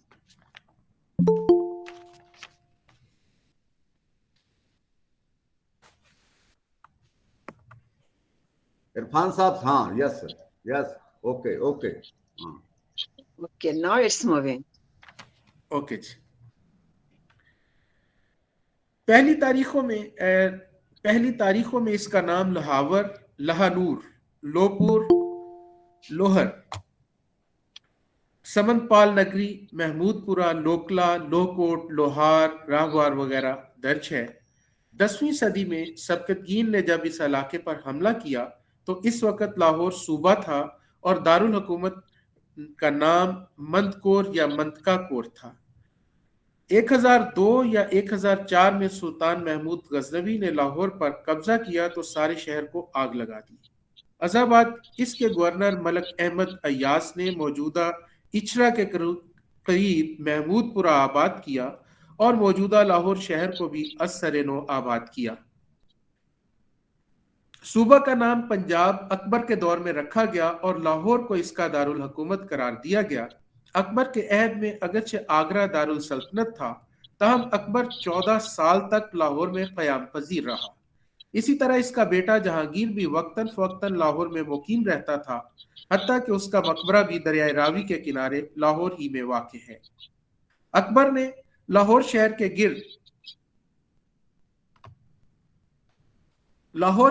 गिर्द बुलंदो बाला और मजबूत फसील तामीर करवाई और इस फसील में हर 10 बुर्जों के बाद एक दरवाजा था।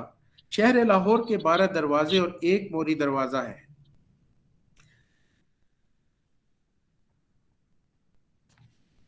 मोरी शहर में या घर में पानी की आमदो रफ्त की जगह को कहते हैं। शाह हुसैन ने अपनी एक काफी में इस मोरी का जिक्र यूं किया है, सजना असी मोरियों लंग प्यासे, भला होया गुड़ मखियां खादा असी भिन भिन तू छुटियासे, ढिंड पुरानी कुत्तियां लुकी असी सरवर माही धुतियासे, कहे हुसैन फकीर साईदा असी टप्पन टप निकल्यासे।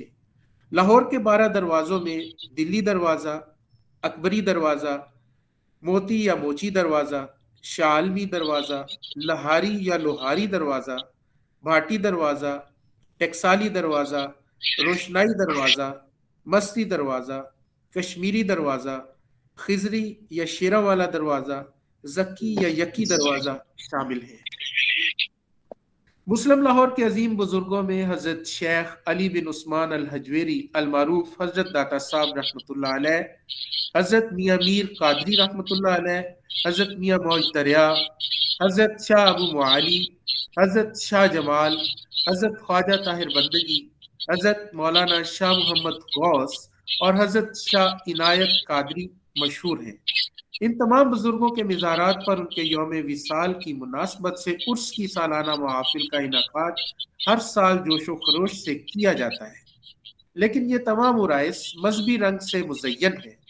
इन तमाम उराइस के बरअक्स लाहौर के कदीम सूफी शायर हजरत शाह हुसैन लाहौरी का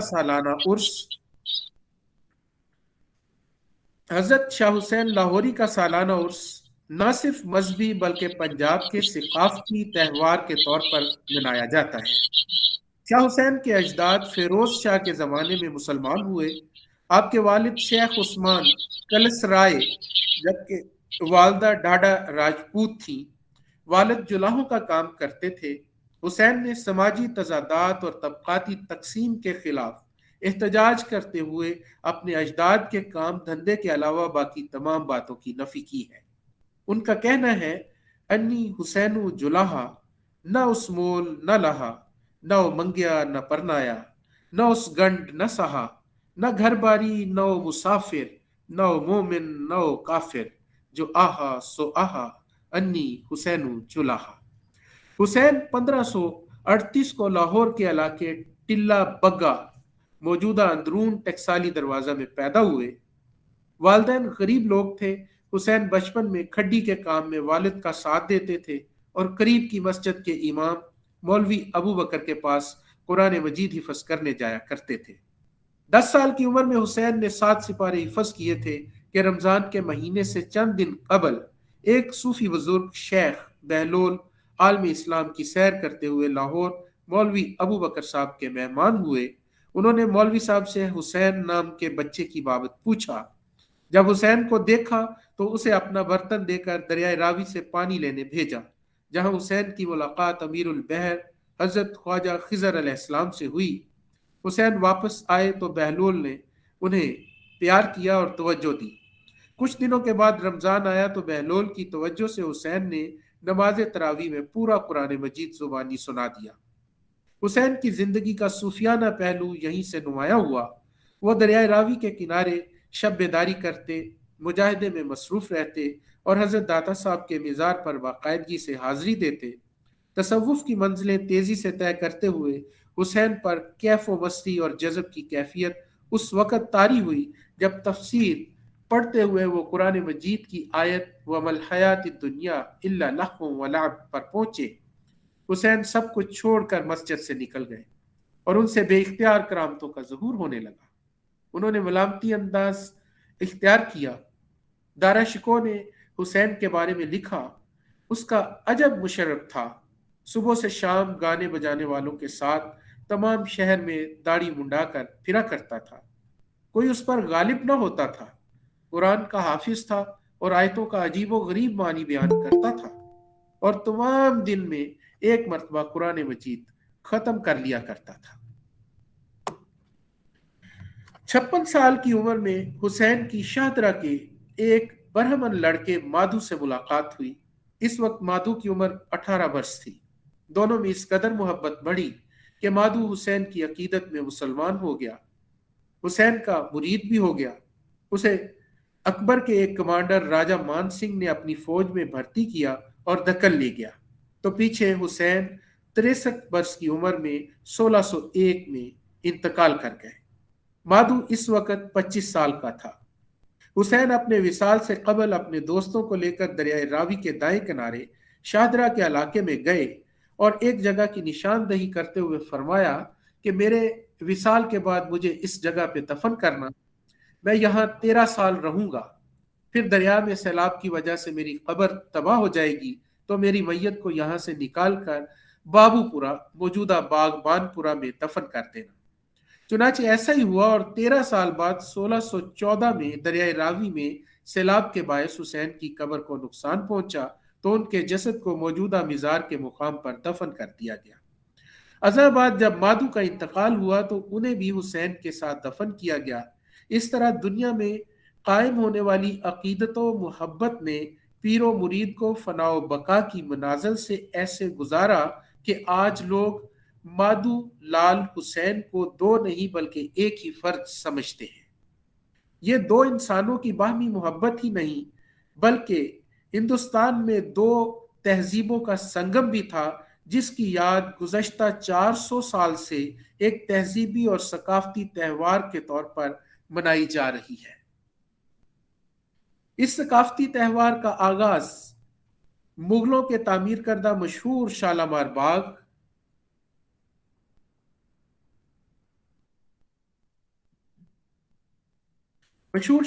बाग के बाहर मेला शालामार के उन्वान से हुआ। यह मेला शाह हुसैन और माधु लाल के सालाना उर्स की मुनासबत से हर साल 15 बैसाख को मनाया जाता था। इसे पंजाब के सबसे बड़े सकाफती इज्तिमा की हैसियत हासिल थी। पंजाब के किसान अपनी फसलों की कटाई से फारिग होकर जोक दर जोक माधु लाल हुसैन को नजराना अकीदत पेश करने के लिए भंगड़ा डालते हुए और दूर दूर से दुकानदार मुख्तलिफ मसनूआत को यहाँ लाकर फरोख्त करते थे। तकसीम हिंद से पहले इस मेले में तमाम मज़ाहब के लोग, खास तौर पर मुसलमान, हिंदू और सिख बड़ी कसीर तादाद में शिरकत किया करते थे। शाहजहां के दौर में एक हस्पानवी सियाह ने लिखा, लाहौर में 15 बैसाख को बागबानपुरा के शमाल में एक वली अल्लाह माधु लाल हुसैन के मिज़ार पर बहुत बड़ा मेला लगता है। मैंने पूरे हिंदुस्तान में इतना बड़ा हजूम कहीं नहीं देखा और इस मेले की सबसे बड़ी खसूसियत यह है कि बादशाह ने इन दिनों लाहौर में बाहर से आने वाली अशिया पर महसूल चुंगी माफ कर रखा है, जिसकी वजह से मुख्तलिफ अशिया हिंदुस्तान के कोने कोने से यहाँ जमा हो जाती हैं और उन्हें बेचा और खरीदा जाता है। पंजाब के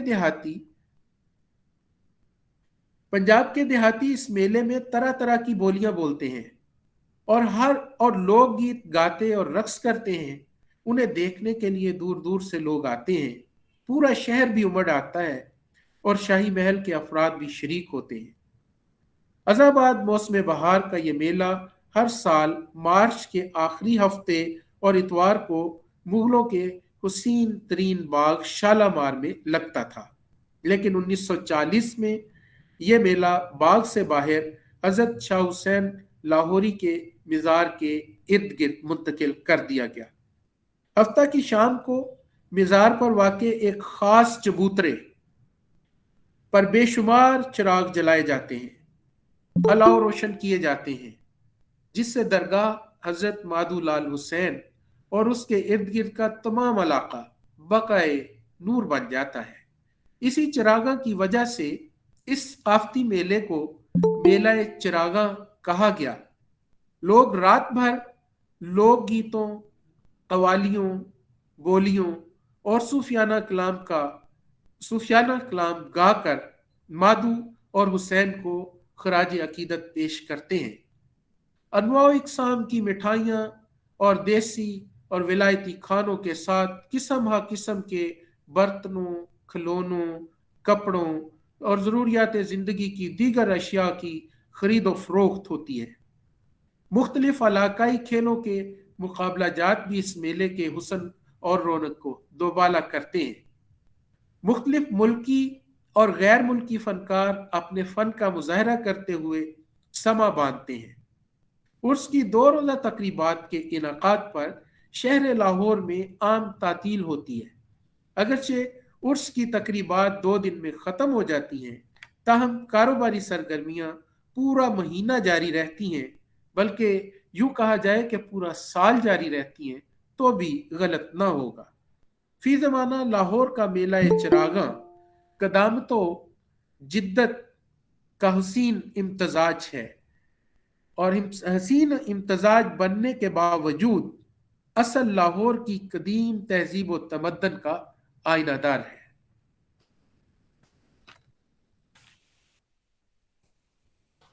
हुसैन पंजाब की तहजीब के अलंबरदार थे।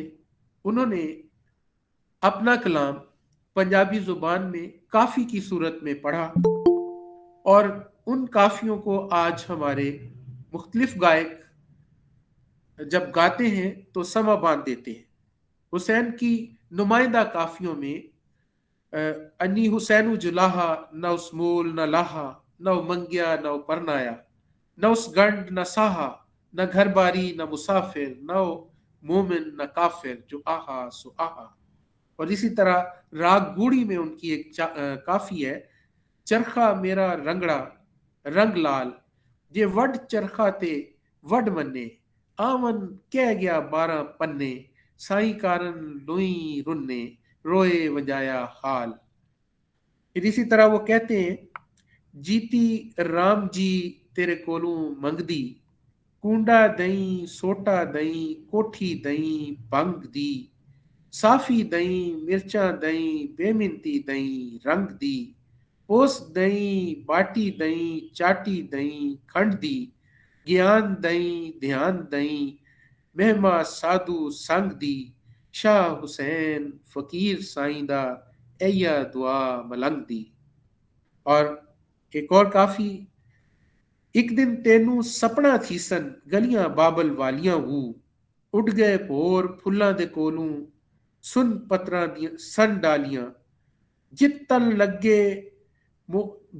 लगे सोई तन जाने, गल्लां करन सखालियां, रहवे काजी दिल नहीं राजी, होइयां ताहोमन वालियां, सोई रातें लेखे पोसन ना साहब दे जालियां, नाउ हुसैना ते जात जुलाहा, गालियां देंदियां तानियां वालियां, एक दिन तेनू सपना थी सन गलियां बाबल वालियां। बहुत शुक्रिया जी।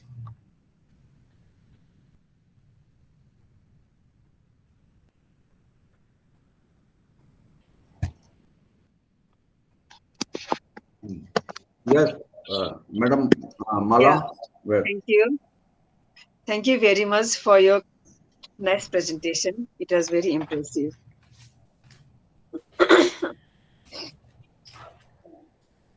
I congratulate you for your nice presentation, Dr. Haq. So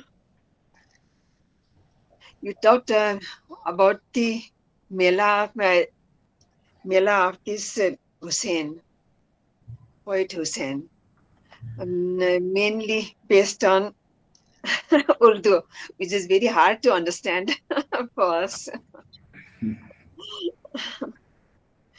So I thought it was only after Poet Hussein's death anniversary. So according to it is the anniversary of this Madhulal also. Yeah. I didn't know that. I haven't seen. I heard about this Poet Hussein only. Actually, we also celebrate. We in Nepal also celebrate birth anniversary, death anniversary of famous people. So like some Prithvi Narayan, Prithvi Jayanti, like Bhanu Jayanti, and some like Moti Jayanti. Prithvi Narayan Shah, as you must know, must be knowing that he was the king who captured Nepal. I mean, the valley in 1769 AD, and raised to art famous poets. Well, I think. Is there any questions on this topic, please, from the audience side?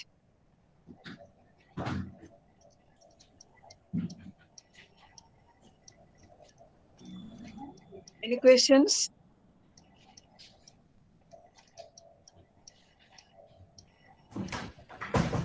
By the way, your topic is not Maila Chiragan, right? The doctor topic is Mohammad Maila sahab, Chiragan. Mohammad Yes, sahab, मेला चिरागा। क्या इसका आयोजन अभी भी होता है समय समय पर? जी बिल्कुल होता है जी। अच्छा। अगले महीने मार्च की लास्ट सैटरडे और संडे को ये फिर होगा, और ये हर साल होता है, अभी भी हो रहा है। इसमें कौन से प्रोग्राम होते हैं वहां पर?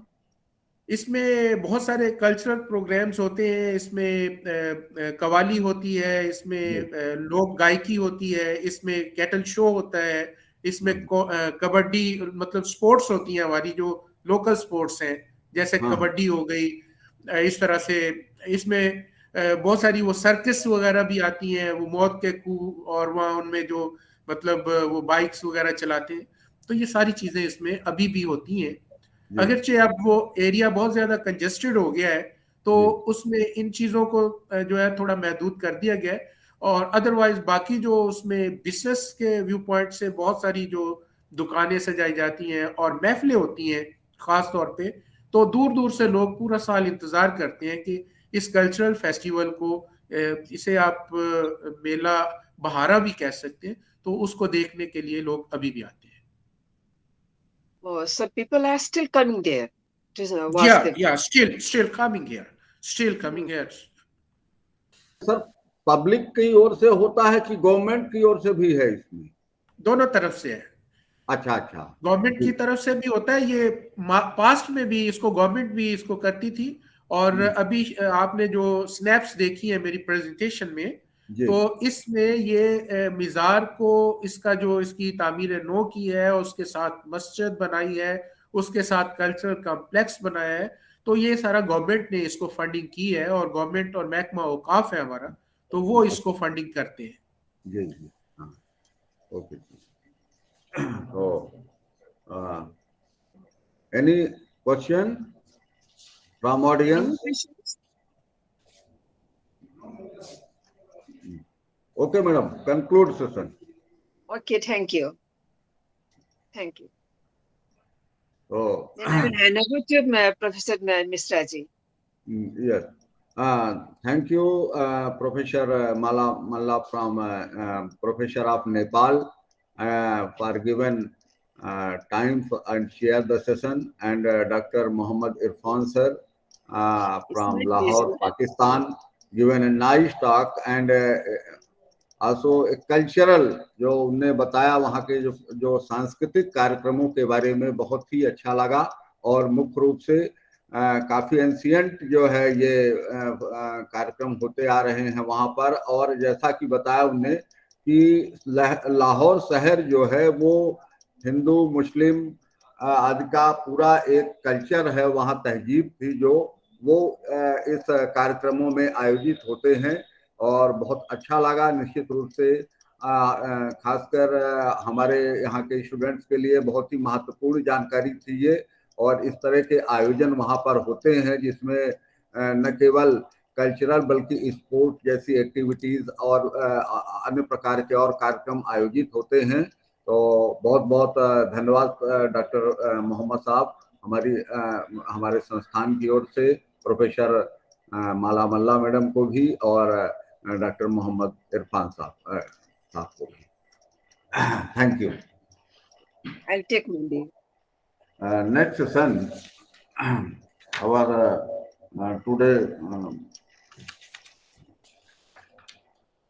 fifth session, our chairperson, Professor Madhavi Golvalkar, Deccan PG College, Deemed University, Pune, and eminent speaker, Dr.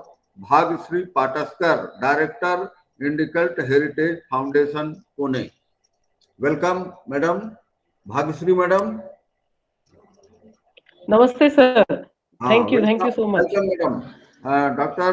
Madhavi, Professor Madhavi. Has she joined?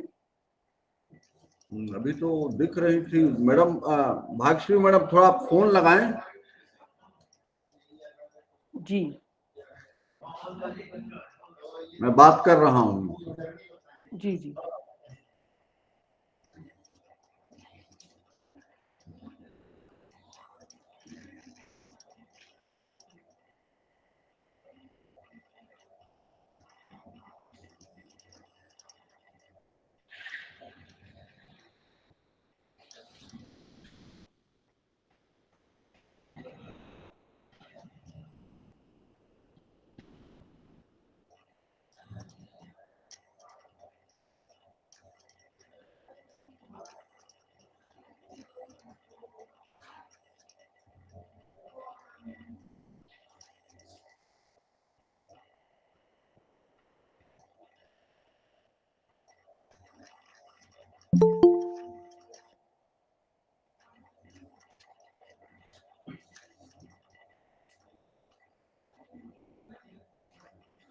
Bhagyashree madam, आप लेक्चर शुरू करें, इसके बाद मैडम आएंगी तो आपको आपका इंट्रोड्यूस करेंगी। जी, कोई दिक्कत नहीं, अच्छा है। बहुत ही अच्छा लग रहा है सबसे मिलकर। मेरी आवाज सबको सुनाई दे रही है? आ रही जी। आपका और प्रेजेंटेशन भी स्लाइड भी शुरू हो गया है। यस। हाँ, और ये स्लाइड्स भी दिख रहे हैं। स्लाइड दिख रही है आपकी? यहाँ जी। Yes, thank you so much. हाँ, नमस्ते, hello Mala. Very nice to see you after so many years. Very sweet of you. बहुत अच्छा लगा आपसे मिलकर इतने दिनों के बाद, और अच्छा है इस Show your बहाने photo इस also. मंच पर। यस,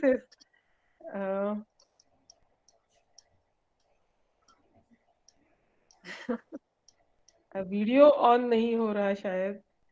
कोई बात नहीं। हम जरूर मिलेंगे फिर से। मैडम अच्छा। हाँ हाँ। माधवी मैडम आ गई हैं। Yes, welcome madam. Welcome, sir. Am I audible now? हाँ, yes yes yes. Oh, thank you very much. Eminent speaker. Yeah. Sorry, sir. I had some connectivity problem. Sorry. Namaste, scholars and friends. Let me first thank profusely. Am I audible now? Yes. Yeah. For giving me the opportunity to attend this webinar and also for chairing this session. I'm really wondering how they came to know about my connection with the present speaker. I know Mrs. Pataskar from the times of her being Miss Kale. She read a paper in the first Bruhan Maharashtra Prachya Vidya Parishad in Pune in 1993 and won the first prize when I was Rapporteur, and late Professor Dr. Dhavikar was the chairperson of that particular section. Whoa. Regarding some, it happens that after winning a prize, they become satisfied and slow down in continuing the studies. But surely this is not the case with Dr. Pataskar. She earnestly continued her education, completed her MA, and obtained PhD from Deccan College, Pune. Then together with MA, MPhil in Indology from Tirak Maharashtra Vidyapit, she also obtained a diploma in journalism from Pune University.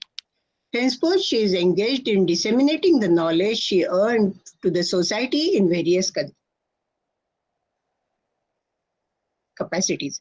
She has been teaching in various institutes, especially in Tourism College, which enables the common people get acquainted with the history and importance of various cultural monuments. At the same time, she has produced 32 books on archaeology. It's a great number, Indology and art history, and has won awards for many. 2 of them have got recognized by the state government also with awards.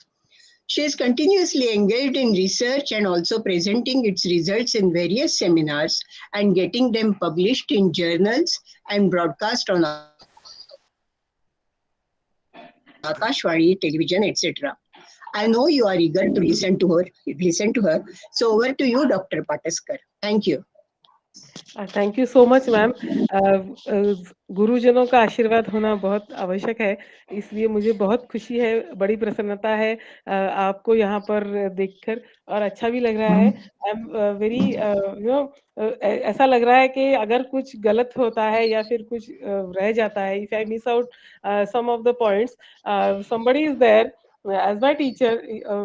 आपने मेरे गुरु की हैसियत से मुझे बहुत मार्गदर्शन किया है हमेशा ही। So we'll start. घबराओ मत, आगे बढ़ो। Yeah, it will be all good. Yeah, best of. Yeah. Thank you so much. Today we will be ये आगे क्यों नहीं हो रहा है?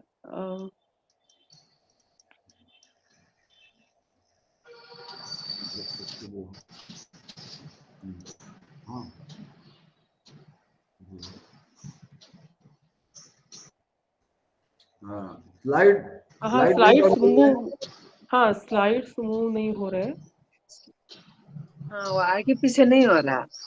हाँ yes I'm trying, I don't know what has एक बार बंद करके फिर शुरू करिए madam ji.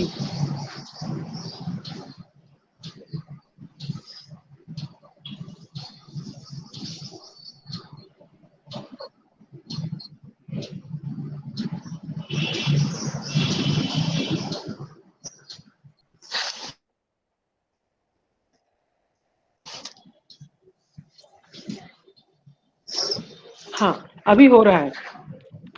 Okay, thank you so much. Let me start my presentation and my paper. Slide नहीं आ रहे, यहाँ पे विजुअल नहीं है मैडम, भाग्यश्री मैडम विजुअल नहीं है अभी। आप शेयर करिए, आप शेयर करें। ओके फिर से करते हैं।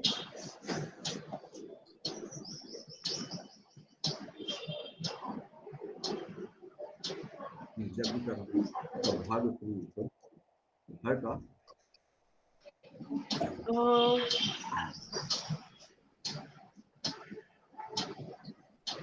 एक मिनट।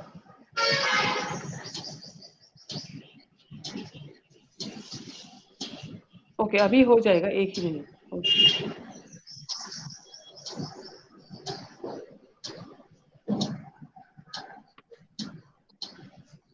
अभी हो रहा है? नहीं No, not yet. मैडम इधर से हम करें शेयर? हाँ प्लीज, अगर पॉसिबल है तो। हाँ डाउनलोड करके हम कर रहे हैं।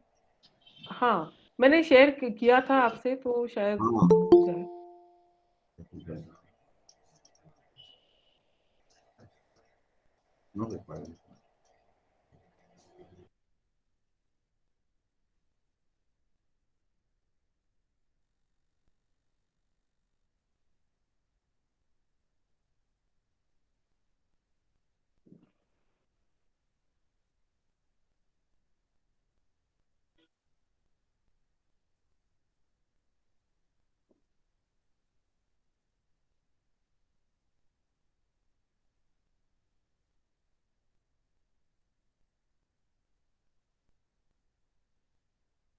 तरफ से आप कोशिश करें, तब तक डाउनलोड हो रहा है हमारे जी।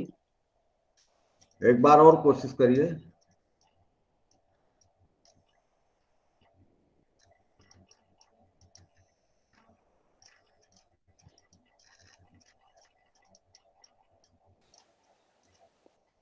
Welcome, Dr. Samim Reza Saab. Welcome.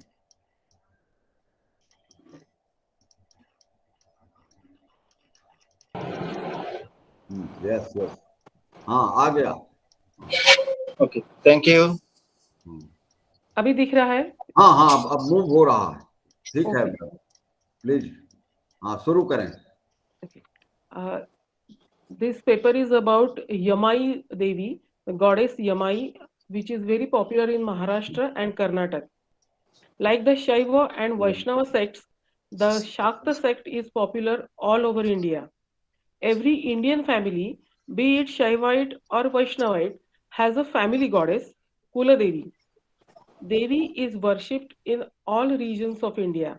In fact, Devi, that is Mother Goddess, was worshipped all over the world. Stone Age sites excavated in various parts of the earth have given the evidence of such images. Mother Goddess were worshipped to get many offsprings, that is, more and more children, and for their better health. This shows that Mother Goddess Devi was worshipped for reproduction, creation, and innovation. The Mother Goddess who created something new began to be worshipped as a woman, as a land or soil.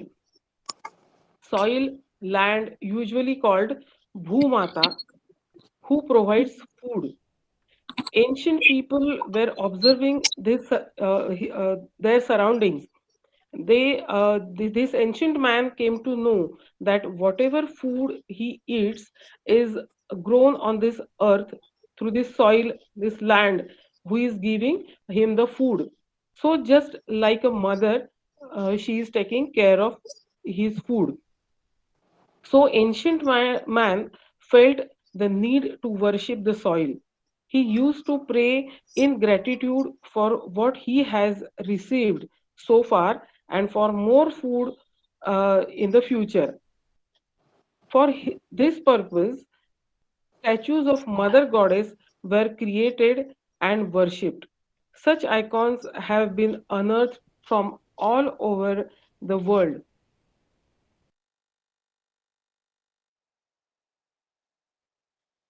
Statues of mothers have been found in excavations at various Paleolithic sites. In Stone Age, these mothers were worshipped to have many children and to maintain good health. That is the goddess associated with reproduction, creation. The motivation behind this was to be thankful for whatever we have got. As we know, the high mountains, dense forest, big rivers made it impossible for human groups to come together easily in the past. And these groups were settled in different parts. Though they were not very far from each other, it was not that easy to worship in any one particular temple. So people of every small settlement had their own goddess, their own different temple for that goddess, and of course, different stories and myths. This is the reason why almost each and every village, city, and town have their Grama Devata. These are continued from such a long time. As time goes by, the needs of man change, so do his deities. In the course of time, our life changed, our expectations changed, so changed the needs. In agrarian society, man was engaged in animal husbandry, agriculture, and also in the expansion of his land. It was not enough to please the nature or natural forces. There should be a lot of production from agriculture. The need to expand the state has increased because they needed more and more land for agricultural purpose. By this time, Janapadas were formed in India. These small states, Janapadas, obviously had conflicts. The form of goddess also changed in this society. Mother of all the gods is Aditi in Rigved. In the Puranas, we come across a very different form of this Devi. In 300 to 600 CE, a cult of devotion, Bhakti Sampradaya, came up. Puranas were compiled in these centuries. Each and every story in the Puranas tell us about the greatness of devotion, Bhakti Sarva Shrestha. Gods go out of the way to help their devotees is the common message.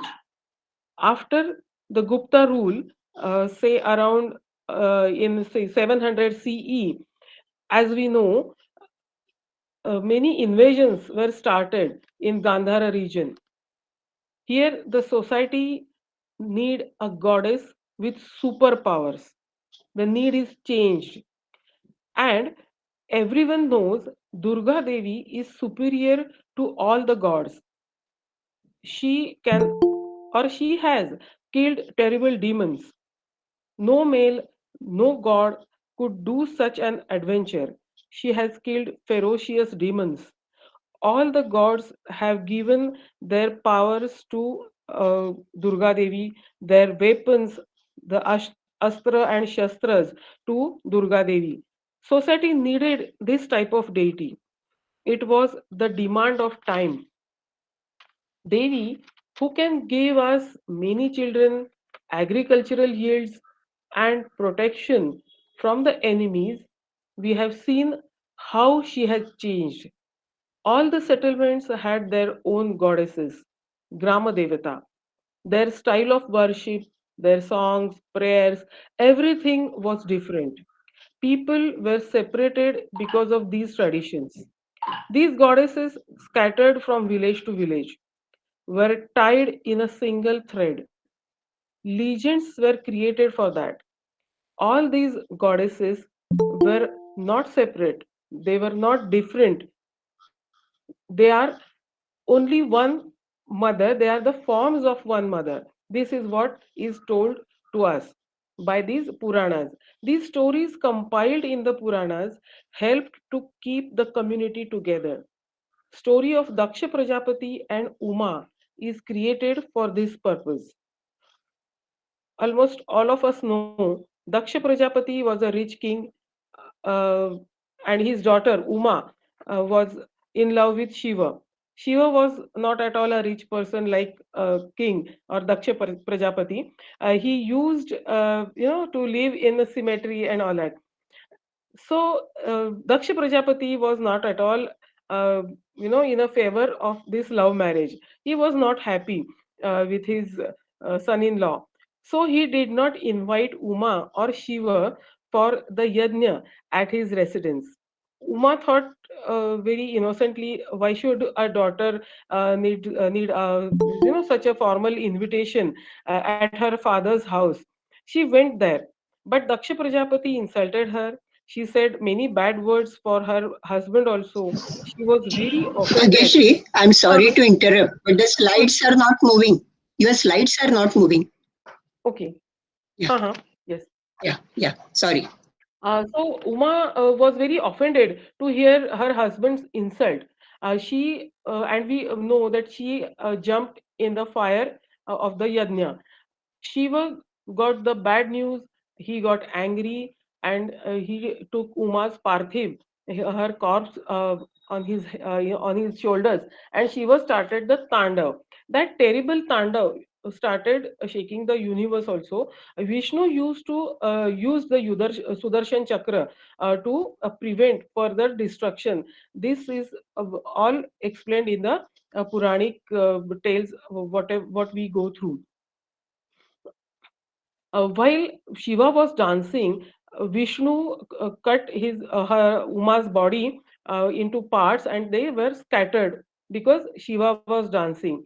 Wherever her body parts fell on the ground, a Shakti Peeth, original Devi, uh, came up there. This is what is explained. Those who know the yoga and philosophy certainly know the concept and importance of 7 and 3.5 number. Here we can see some of the Saptamatrukas.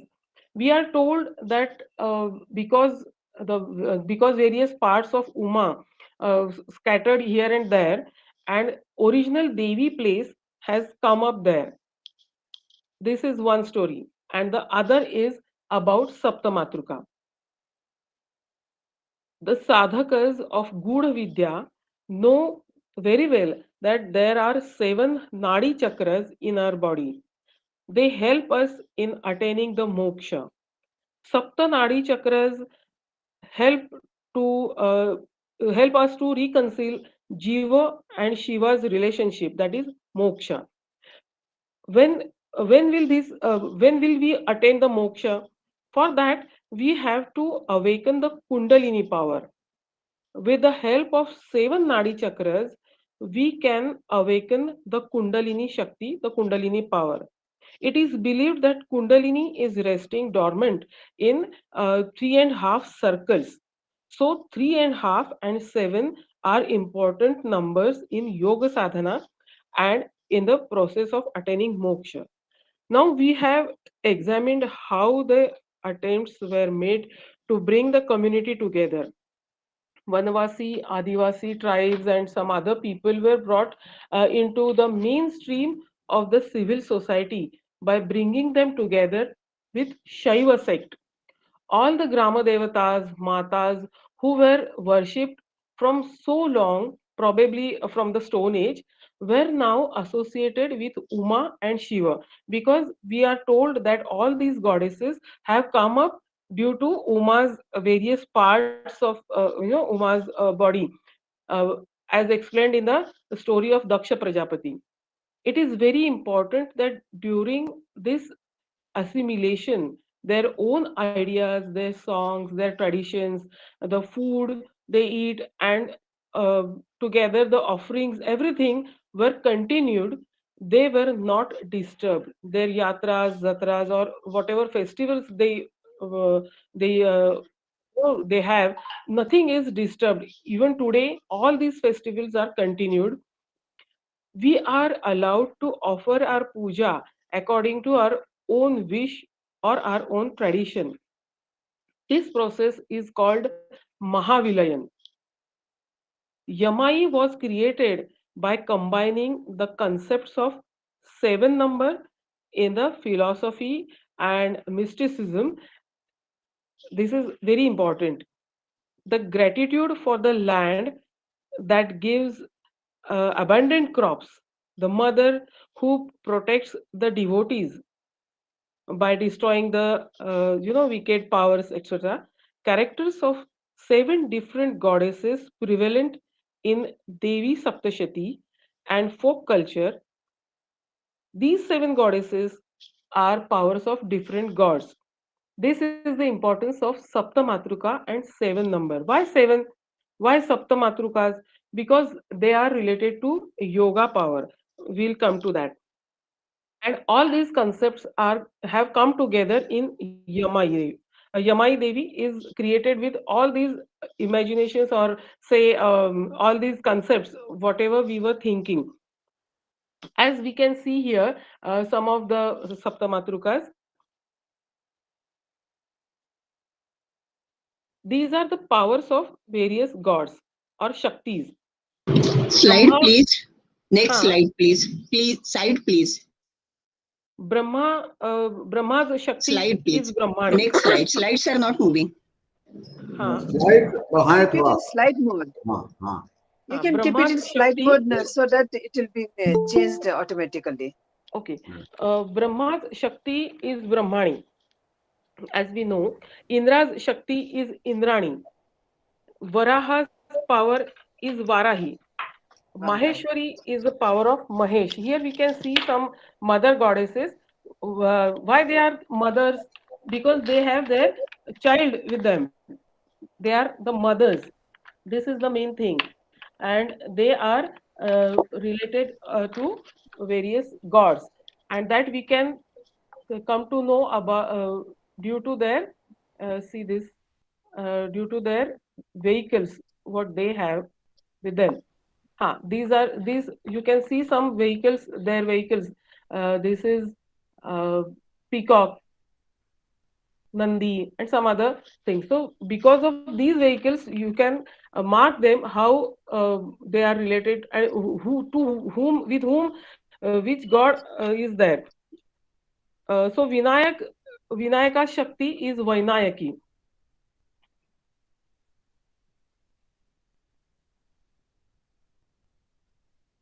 Kumar, who is considered as the Senapati of the gods, and his Shakti is Kaumari. Yes, this is Brahmani. This is Yamaraja Shakti Chamunda. This is Nepali.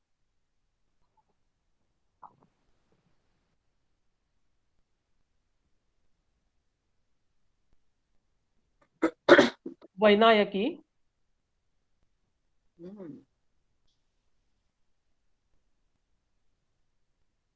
And this is Indrani, the power of Indra. This is Varahi, the Shakti of Varaha.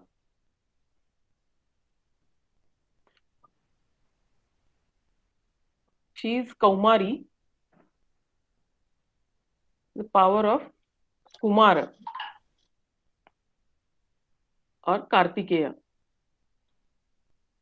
All these deities together are called Saptamatruka, and in Karnataka they are called Sati Mata, Sati Asra. Even in Maharashtra also we call them Sati Mata, Sati Asra or Saptamatruka. These are Saptamatrukas together. You can see many at many places the icons of Saptamatrukas we can see. In Kannada language, Yalu means 7 and Amma is mother. Yalu Amma. This is the name of these Saptamatrukas in Kannada language. In the course of time, it has changed like Yalu Amma, Yallamma to Yamai. Not only the name, but all the important features of these 7 goddesses have gathered in Yamai. She has brought together the Shaiva and Vaishnava sect also. Lakshmi is Vishnu's wife and Bhudevi is Vishnu's Shakti. Bhudevi is the land Prithvi. We have seen how this land Prithvi Bhumata was worshipped by all. Even today we worship Bhumata in Navratri festival. Soil or clay is spread in a pot or in a tray, and we sow certain grains in that clay. Idol of the Devi or Kula Devi is placed on this soil. Thus, even today we worship the Bhumata in Navratri festival. Goddess Renuka is another form of Bhumata, Bhudevi. Soil particles are called Renu. Shakta cult got associated with the Vaishnavas in this way due to Renuka. And how Shakta sect got associated with Shaivas. There is an interesting story in the Puranas, and here we can see the image. There was a terrible demon Andhakasur. He used to change his form, his appearance, and he used to attack the people. So Shiva killed him when he was in the form of an elephant. He tore the skin of Gajasur, that demon, but a drop of demon's blood spilled on the ground and a new monster began to form. Many such monsters began to come up. It was very difficult to fight with so many demons at a time. Then Shiva created 7 yoginis with his own yoga power. They started collecting the blood of the demon in a bowl in their hands. This is how we are told that yoginis are the power of Shiva. You can see these yoginis sitting here near his feet. These are some damaged images, but they collected the blood of that demon, and the new demon creation of the new demons was stopped because of these yoginis. This is the main story, and these yoginis or saptamatrukas are created with the yogic power of Shiva. They are shown with a bowl or panapatra in their hands. Whenever we see an image of the yogini, she is with a panapatra in her hand, a bowl in her hand.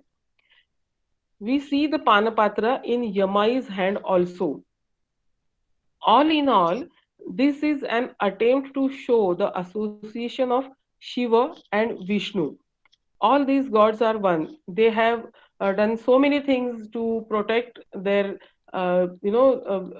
their bhaktas. This is what is told. Yes, this is the mother goddess. Yallamma Yamai is a characteristic deity that connects the popular Vaishnava and Shaiva sects among the aristocracy, and the mother goddess Matruka, who was very favorite of the common people since the Stone Age. Social convergence was taking place in the on the basis of religion. Society was being connected through the concept of gods.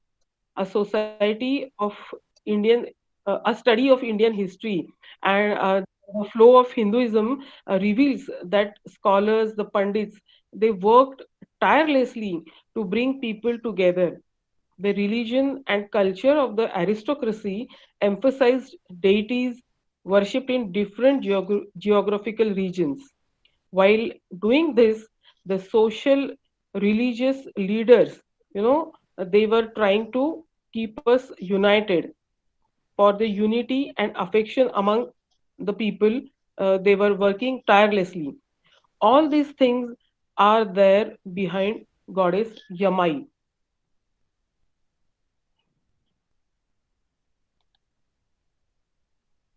The original place or Mool Peeth of Yamai is at Aund in district Satara of Maharashtra.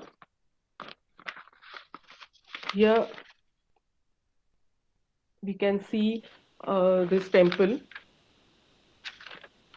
which is on a hill. There is a good motorable road now. There are also 450 steps if you want to climb these steps, and the fortification wall. All the renovation of the temple is all done by the Panta Pratinidhi family.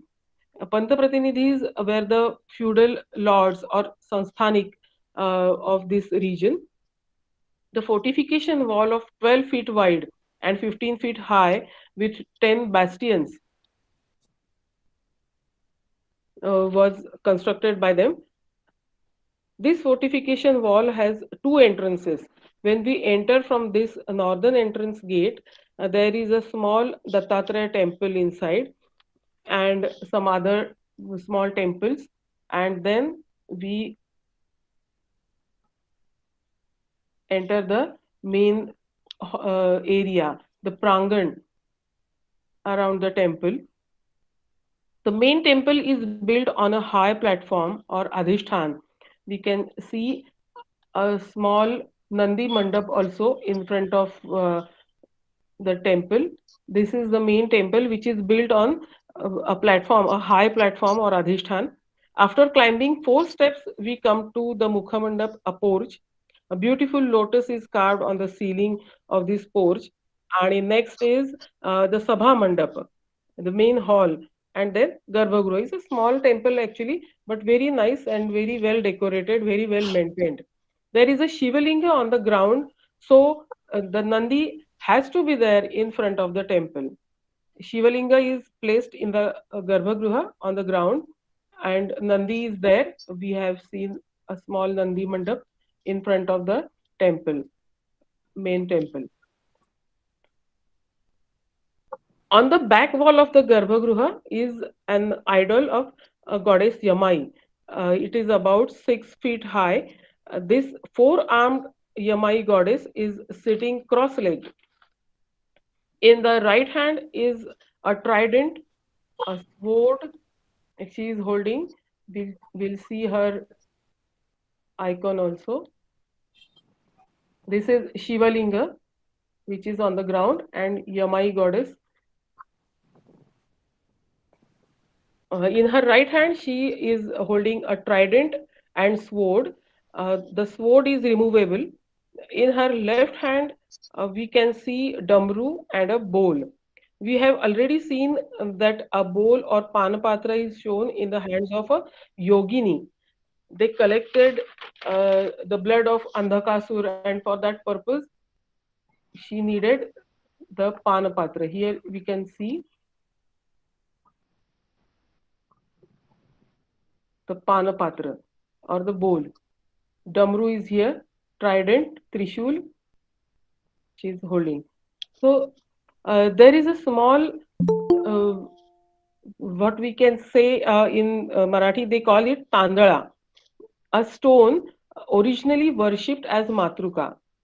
This icon is created, after some years, but originally, right from the beginning, it was this deity was worshipped in the form of a stone, and that is called a tandala.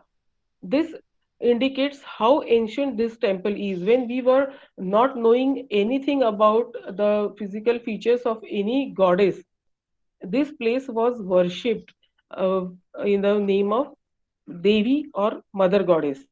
For Palki processions on various occasions, beautiful face or kind of a mask is made of brass, is placed there, and the main idol is not removable. We can see this. This is not removable. You can't take her on the procession. So a small brass idol is created for Palki purpose. This temple, as people know, in or in their Maukik Parampara, say oral tradition, originally the goddess and her temple must have been very old, but over the time, the temple is rebuilt by the Chalukyas and by the Yadavas. After that, feudal lords in 18th century, Panta Pratinidhi family, they renovated the whole complex, and now we can see how the temple looks, how the goddess is there. This is a photograph of Panta Pratinidhi, Bala Sahib Panta Pratinidhi. The present construction is all the work done by his family, and he himself has done a lot of work in this area. Shrimanta Balasaheb Panta Pratinidhi.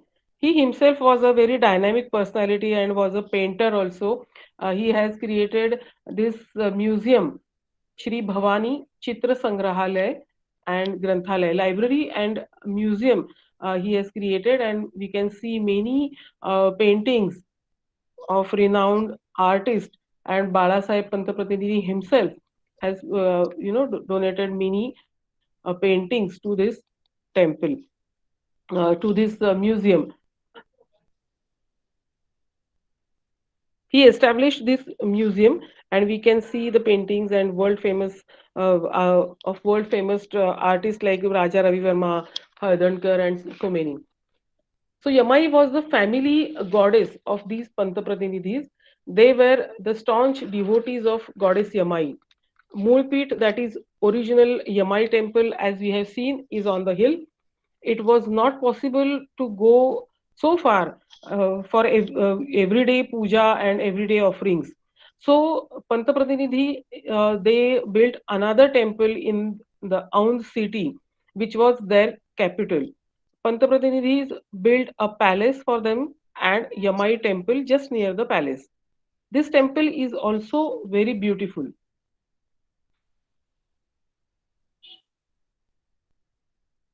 This is the palace.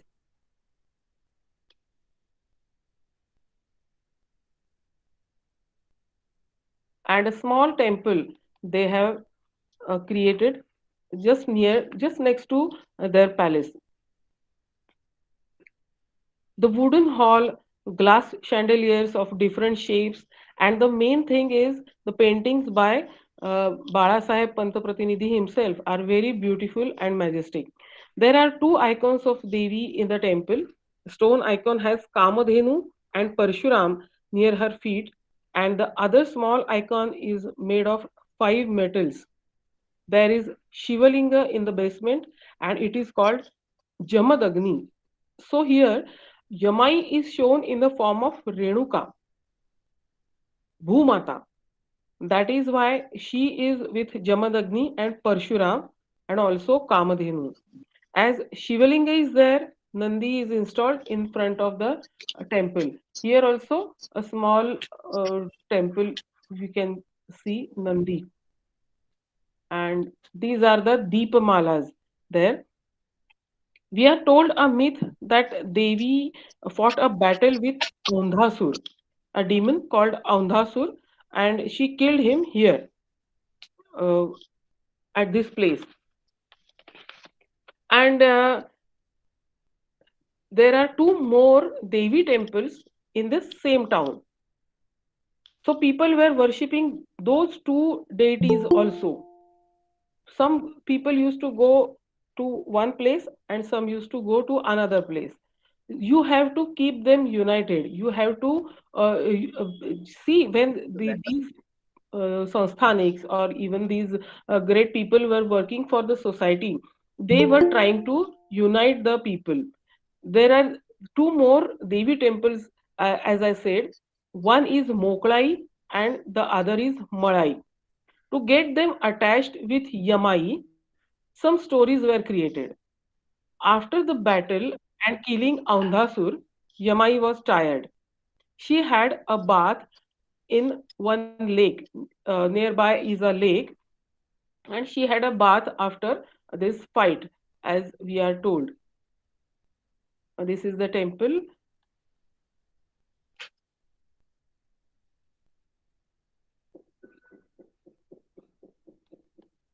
And this is the lake. Yamai, after fighting, she was tired and she had a bath. She opened and washed her hair here in this lake. Opening in Marathi is called मोकळे करणे. खुले कर दिए उसने बाल. So this deity here, when she was, established here, this temple is called Moklai Devi. उसने अपने बाल खुले कर दिए, इसलिए that is why this is Moklai Devi. Here she is opened her hair and she is called Moklai. In another temple nearby, she is called Malai. Mal. While fighting the battle, Devi was covered with lot of dust, clay, mud, etc. So she removed that dirt, that mud, at that place. So she is known there as Malai. There are various utsavs and celebrations related to these temples also. Here also we can see the Shivalinga in front of that Moklai and Yamai, Malai Devi. So Yamai, uh, see how they have, connected these people. This is the cultural significance of Yamai. She has brought people together. She's evolved from right from the Stone Age mother goddess concept, from mother goddess to Bhumata in agrarian society. She is associated with Shaiva and Vaishnava cults also. She has brought them together. And various folk deities are also associated with Yamai. In this particular region, uh, she is symbolizing, or she is the symbol of unity in our culture. And that is why Yamai is very popular, very well-known deity here, and people worship her like mother. And see, from so many years, for so many centuries, she is with us and trying to keep people together. And this is a small observation, or say, whatever I wanted to say about Yamai Devi. These are all my observations, and I welcome all the suggestions and all the questions, whatever, which will help me to improve my studies. Thank you.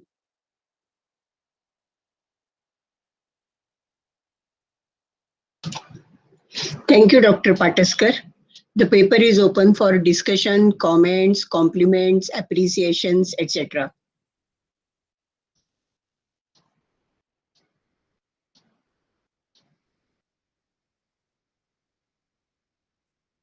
Any comments? Any questions?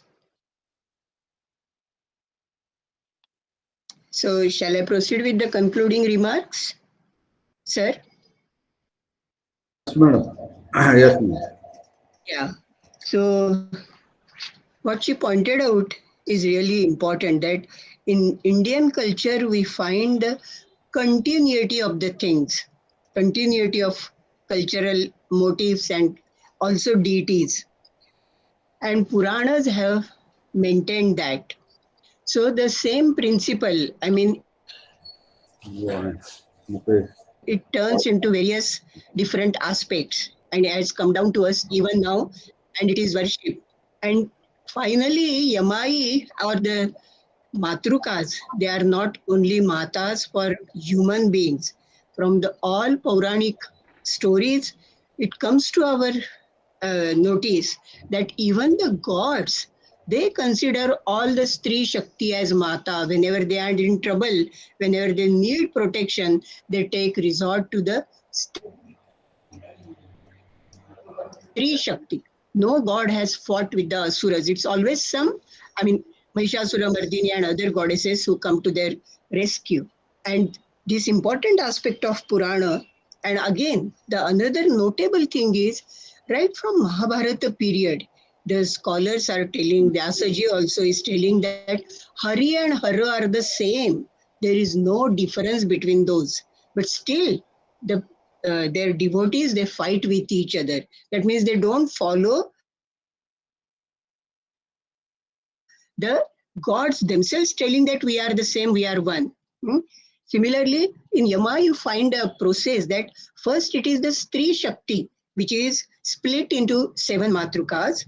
As in Matsya Purana, it is said that it is the Stree Shakti first, which then became Lakshmi, Parvati, even Radha. The name Radha occurs there.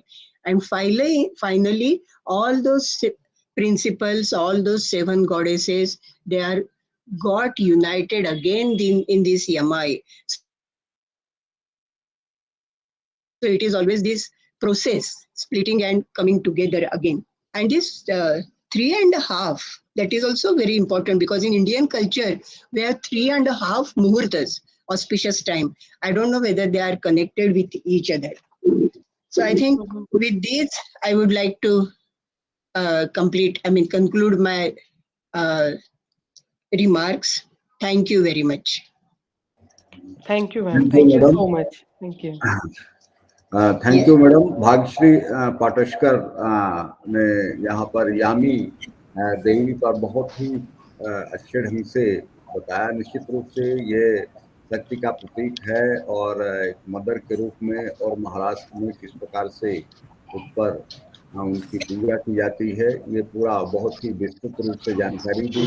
और निश्चित रूप से ये students के लिए और audience के लिए बहुत ही अच्छी जानकारी है और बहुत अच्छा कलेक्शन है इसका। डॉक्टर माधवी कोहत्तर मैडम को मैं धन्यवाद देता हूँ कि उन्होंने चेयरपर्सन के रूप में यहाँ पर समय दिया, और डॉक्टर भाग्यश्री पाटस्कर मैडम जिन्होंने की बहुत ही शानदार और बहुत अच्छा यहाँ पर व्याख्यान दिया। Very good talk madam. Thank you both. Thank you so much. And next talk, our chairperson, Dr. Dhrati Rai, Assistant Professor Museology, University of Calcutta. Welcome, madam. And Thank you, our sir. eminent speaker, Mr. Bhujang Ram Rao Bobade, Director KRC KFRF Nagpur, India. Welcome both of you, and I am request to Dr. Dhati Ray Madam, please chair the session and introduce our eminent speaker, Mr. Bhujang Ram Rao sir. Thank you, and very good afternoon to all of you. My heartiest thanks to Professor Skanda Mishra to organize this international webinar series 2 on socio-cultural, archaeological, natural, geoheritage site, art and crafts, monuments and museums. And also like to thank you to give me this opportunity to chair this session of very eminent speaker, Mr. Bhujang Ramarao Bobade, who is going to present on artificial intelligence based museums, future of museums world. It is my pleasure to introduce him to all of you. He is currently the Director, Knowledge Resource Center, Research for Resurgence Foundation, Nagpur, Maharashtra. He served as Director in the Deccan Archaeological and Cultural Research Institute, Hyderabad, and in the Heritage Foundation, Jalgaon. His members in many national and international organizations like ICAM India, MAI, ISARC, Andhra Pradesh Government Heritage Committee, and National Advisory Board of Journal of Indian Medical Heritage, CCRC, Ministry of Ayush, Government of India. He is the academic counselor in IGNOU and member of the Board of Studies in 5 leading universities and 4 colleges in India.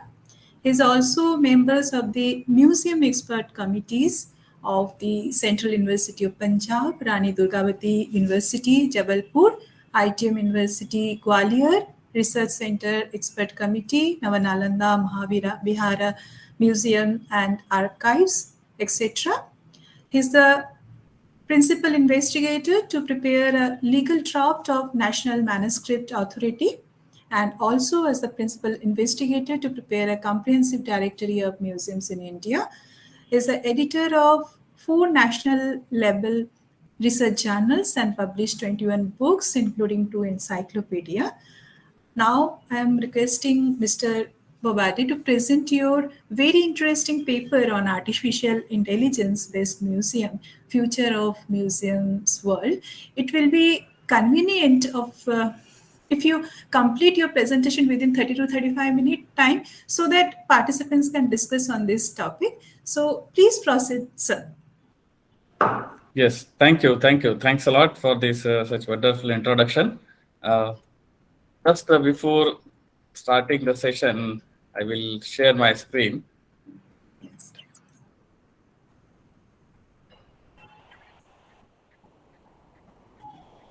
Is it visible? Yes. Yes. Okay. Thank you. Thanks a lot. So, without wasting time, just I want to say about this topic. Artificial intelligence. Nowadays, it becomes a keyword for our day-to-day life. But as we know that the artificial intelligence which we already used in our mobiles or in our cars or everywhere in our world, like that in this, it becomes like a digital personal assistant. But how many of us know about the 3 types of this artificial intelligence, which is called as artificial narrow intelligence, general intelligence, and super intelligence? So, and there are so many such things which we will discuss in our this session, like the Siri, Alexa, Cortana, which we used. We use the Siri in our home also for the listening the music and that all. In this paper, the keywords like artificial intelligence is machine learning, museums, visitors, digital networking, and image processing, that all. So what is the background for this all? Because when I was worked as a museum curator in Gandhi Research Foundation, Jalgaon, around 8.5 years, and before of that 2 years for the North Maharashtra University. And at that time, for this experiment, we used around 350 CCTV cameras in our 10-acre campus. So from the main entry gate to exit gate, there were 3 main entries and different types of checking at each level.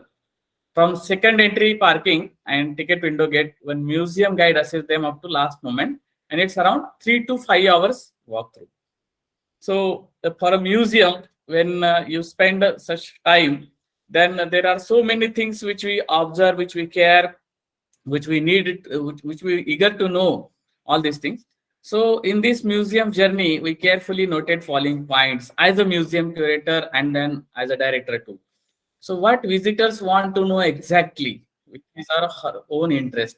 लोग क्या देखना चाहते हैं, क्या carefully observe कर रहे हैं, उसको हम नोटिंग करते थे. So which panels or zone of museum they avoid or skip in their visit because of lack of interest or whatever be the problems are there, because of lack of time, or what exact the problem is there. Was there problem in the panel content, or our guide need to explain that panel properly? So already trained guides are there. So around 10 guides in our museum. In such cases, we replace sometime information, sometime images, sketches, photos, and way of explaining also sometimes. So such little experiments were done. And then sitting and watching arrangement changes as per need to see the tiredness of visitors as per the ICOM guidelines. Then which type of books or artifacts, paintings, postcards, pictures, and fabrics they want to purchase in souvenir shop of museum. This is what we can say one of the main goal or the achievement of this all observations. Then we used this data to improve overall quality enhancement as well as revenue through providing best services, not only on the souvenir shopping, but for other purposes too. So, but we feel that use of artificial intelligence is more effective for this improvement. So we will see one by one. So before directly going to this artificial intelligence, which we use the words in our exhibitions nowadays in all over the world, systematic exhibition, which we call as the object oriented. And before of that, there are different types of exhibitions. But why this systematic exhibition? Why this object oriented? Because when we start to observe the peoples on a single artifact, अलग-अलग लोग अलग-अलग interest के साथ में उनकी अलग रुचिज, expertise level or the interest levels are different. So we can easily observe for a single object. It means not one artifact, but there एक ही चीज को लेकर के, like our this Calco Museum in Ahmedabad, which is founded by Ambalal Sarabhai ji. So this was my 5th book cover, the book which is regarding this museums, archaeology and culture. So textile के museums में या इसमें लोग क्या सोचते हैं, वो कैसे देख रहे हैं. There are no such other artifacts like the weapons or the coins or the manuscripts like that. But what's their process? वो कैसे सोच रहे हैं? Interpretation. Sometimes they interpret their own ideas with our guides. They discuss about that. And then when they come towards this different tables, or we can say showcases, what's the expressions were there. So we can note that all. So then active exhibitions, which we use automatic scroll exhibits, like when we use in this World Trade Fair in Mumbai. So we can see here these active exhibitions, these automatic scrolling exhibits. We can change these within few minutes. कुछ ही पलों में, कुछ ही क्षणों में हम ये exhibitions को change भी कर सकते हैं. And then again we can observe, or we can change the images, we can change the data in this all. And then we can observe we can say लोगों का क्या interest इसमें बढ़ रहा है, is it change, is it increase, or what happened exactly. ज्यादा interest लेकर के, more and more interest, कैसे हम उनको इसमें एक्टिव कर सकेंगे, वो हम सोचेंगे. Then responsive exhibition, and further that this responsive interactive exhibition. So responsive exhibition, now you can see one of the example here, like this Museum of Modern Art. When we watch carefully this ये slides change हो रहे हैं, is it okay? Slide change हो रहे हैं? Everything is okay? Okay. So when you watch this carefully, then you can get idea that after when you watch it, then you seems it as movable. कुछ हिल रहा है ऐसा प्रतीत होता है. But if you close your eyes, then there will be no any such effect. So yes. It's illusion. Yes. So such type of working, when we complete like the 16 curators work for this, but nowadays in our museums we use interactive exhibition. But what happened if we use interactive responsive exhibition? कभी इसके बारे में भी सोचा है? So there are the different chaos of technologies or whatever we used there, the touch screens, there's iPads or the things you can see here. So with the touching, we can get the idea that which things you want to see, which things you want to observe. वो image को enlarge करके जब देख रहा है, वो क्या देखना चाहता है, वो क्या observe करना चाहता है, what's interest there. So responsive interactive exhibition. So how should exhibition interactives be developed? तो उसके लिए हमको फिर अलग अलग और टेक्नोलॉजीज है जिसके साथ में हम इसको आगे ले जा सकते हैं. So this is comprehensive checklist that can guide the design process. So we can decide in advance who is the interactive for, like the students or different groups, different culture background peoples. What is it intend to achieve? Is it the best way to accomplish a desired aim? I noted these all points when I was worked as a curatorial associate, when I was worked in portable exhibition in US, in New Jersey, Canada, New Jersey, Edison. For when this exhibition, when I was worked there, I noted these all things. So during this design development, make sure you have content, proper content we need for that age groups or that specific visitors, or a different type of the contents. Content developing is also skill. So that supports the exhibition theme, that will interest and appeal to the audience, that provides more than just information. So nowadays what happened in the museum, everywhere there are just the information, but we not just need the information, we need the interest also. We need the interactive responsive, this type of the exhibitions also. So this integrate the interactive design into overall design process, so that the interactive is integral to the exhibition, and after the opening, evaluate the effectiveness of the interactive. So there is no such process in our museums. When I use this our, it means the museums in our India or in our these Asian countries, Asian African countries. There are few museums in these European countries, but not in India. Not more than 2 or 3 also. मैंने अभी तक जितने देखे हैं उसके हिसाब से मैं बोल रहा हूँ. If so, then you can please inform me. Does it achieve its aims? Is it meaningful for visitors? Is it durable? ये सारी बातें हमको सोचनी पड़ेगी. Without that, it's not possible to design such museum. So these responses can be summarized as follows: content in interactives, presentation in interactives, and outcomes in interactives. How can we define this outcomes? Through our this souvenir shoppings too. It's a way, it's a medium. So हम उससे भी जान सकते हैं the comments or the remarks by the people. So we can easily know the outcomes. Okay. So but we need to know that this augmented reality and virtual reality जो एक बहुत बड़ा माध्यम है इसके लिए. So it's a medium which we use for such type of the museums, like we called it as the multi-technological museums or the technical museum.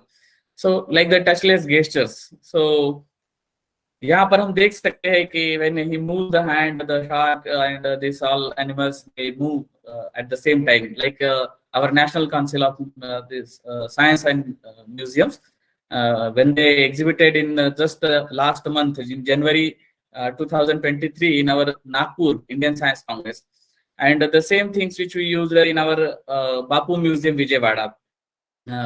The different some different things we used in our Gandhi Research Foundation Museum, like when the people move their hand, at the same time the book pages, किताबों के पन्ने अपने आप में पलट जाते, इस तरह से हमने उसमें एक प्रयोग किया था. 2 different books we used for that. Then we can see this type of the techniques which we used nowadays in museums, like this too. So these are the different things, and then slowly interest increase. लोग धीरे धीरे उसमें interest लेके interest and then involve, then increase this involvement. Then this responsive interactive, when you started once to give your this respond, like आपका जो feeling है वो आप क्या feel कर रहे हैं. Like in our Sanskrit we used the term Shangarvir Karunadhutahasya Bhayanakaha Vivatsarudra Shantasya Kavena Vrasamataha. So how such rasas are there? How can we realize that? How can we know about that? So there's some basics for this AI world, like the speech recognition, this biometrics, and this abilities of AI for the communication. So speech recognition, when you utter the word like oh, it means that there is something wonderful, something which is like magic. So kuch to bhi hai ki jo आश्चर्यजनक hai. This expression which uses there is something which looks bad, or we can say हमको वो ऐसा दुखदायक लगा, इस तरह से. So ये सारे एक्सप्रेशंस आपके जो आप बोल रहे हैं या गाइड के साथ जो बोल रहे हैं वो सारा रिकॉर्डेड होता है. We just not use the audio guide port, but there are so many more things. Biometrics, wherever you touch the specific points are there. किसी को कुछ प्रॉब्लम है तो आप मुझे बता सकते हैं. So abilities of AI, then when we use this for the communication, knowledge, planning, reasoning, perception. So these are the 5 things which you use. And then how this work? 3 ways of artificial intelligence: virtual personal assistance, fraud detection, and cyber technology, which you use right here. But you can see which actually started around in 1960. 1960 से शुरुआत हुई है, and then slowly it developed.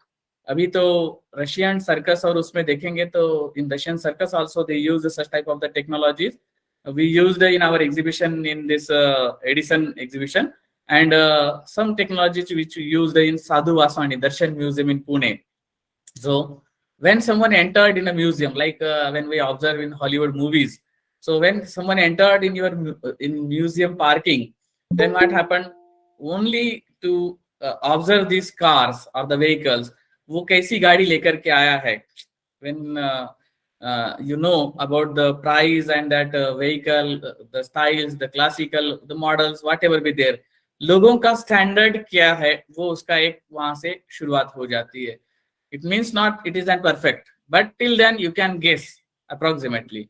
Then when they come and they touch the panels, so from that touching also you can see here, like biometrics. Nowadays we know that the data everywhere to lack हो रहा है, but with taking the proper permissions and the from the authorities, we can get such data. Then if you have your own IoT and the technologies, then it will be most useful, because if you use it, then no one hack your this all technology.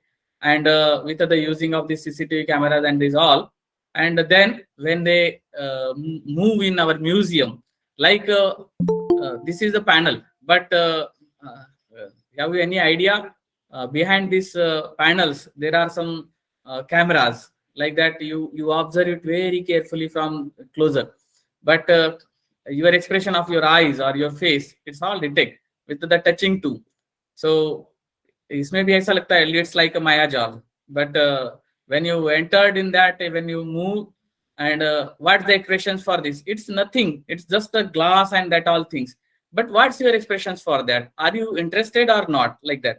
So we need to observe and just to see when you are here in front of this panel, what are your these expressions and that all you can see at the same time here by the curators, but it's not for the public. वो यहाँ से move होके यहाँ से travel करते हुए इस तरफ बढ़ेंगे, but when he come towards here, it's automatically closed or it's disappeared, and it will become somewhere else.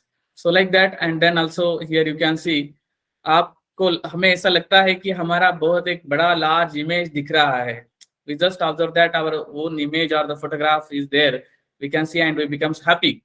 But this entire your face or your body language, which noted over here, and such movements, as I told you that when you entered in museum, which panels you need to see and which not, because it's not just like why we can't see it, because there are some machines or some electronic things which are kept over there.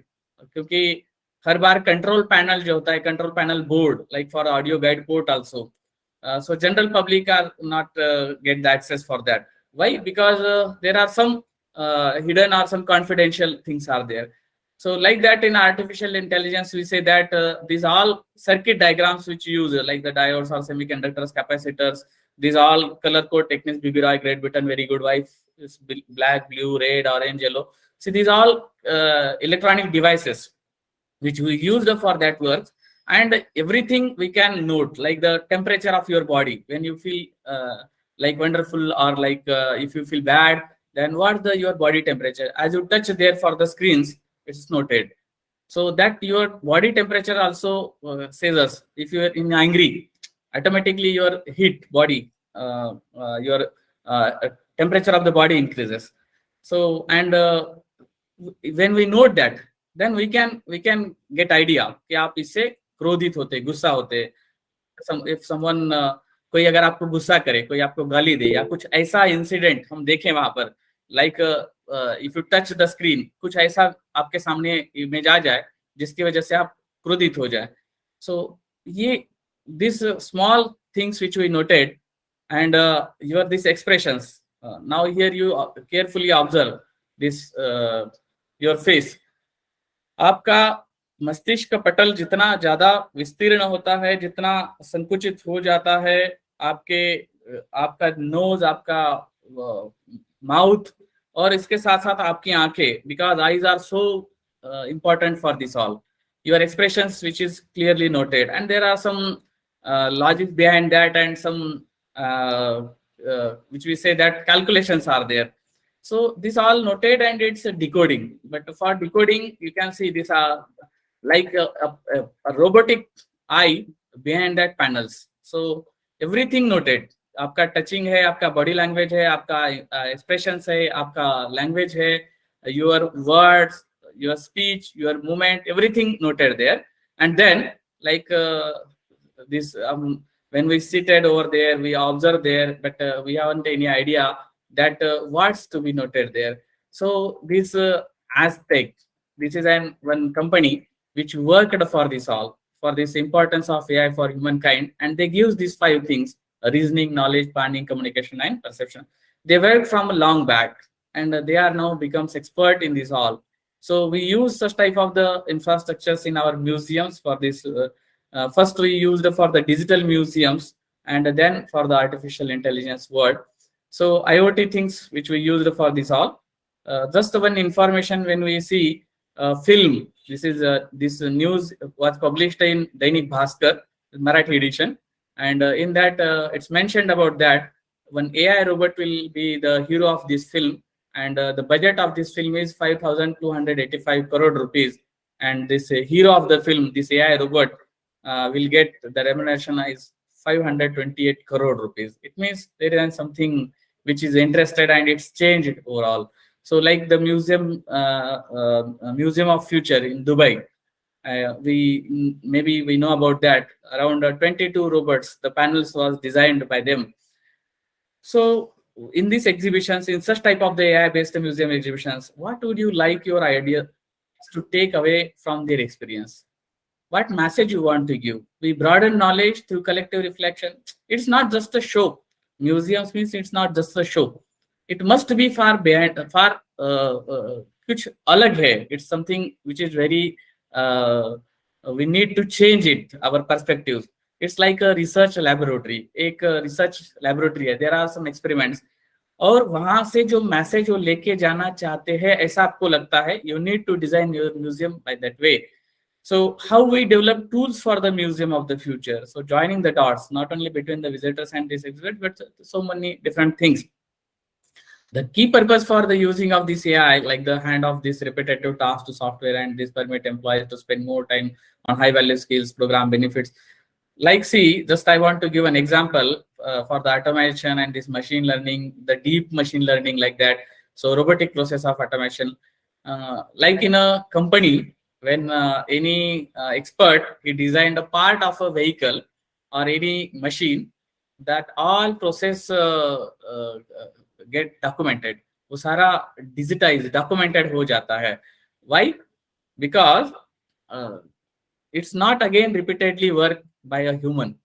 एक machine का part अगर एक व्यक्ति बना लेता है, तो वो सारी प्रोसेस जो है वो सारा डॉक्यूमेंटेड हो जाता है, वो सारा रिकॉर्डेड हो जाता है, and then automisation process start होती है, जिसमें वो पार्ट जो है वो ऑटोमेटिकली मशीन के द्वारा बनाया जाता है, not by the human. But there is no any such part और no any such artefact which is directly made by the machine. हम लोगों को वो सोचना है. So for that all things we need to see this carefully. This was again the news of that museum of the future, algorithm design, and by the robots like too. So we can see here the work of a human brain and a supercomputer using AI.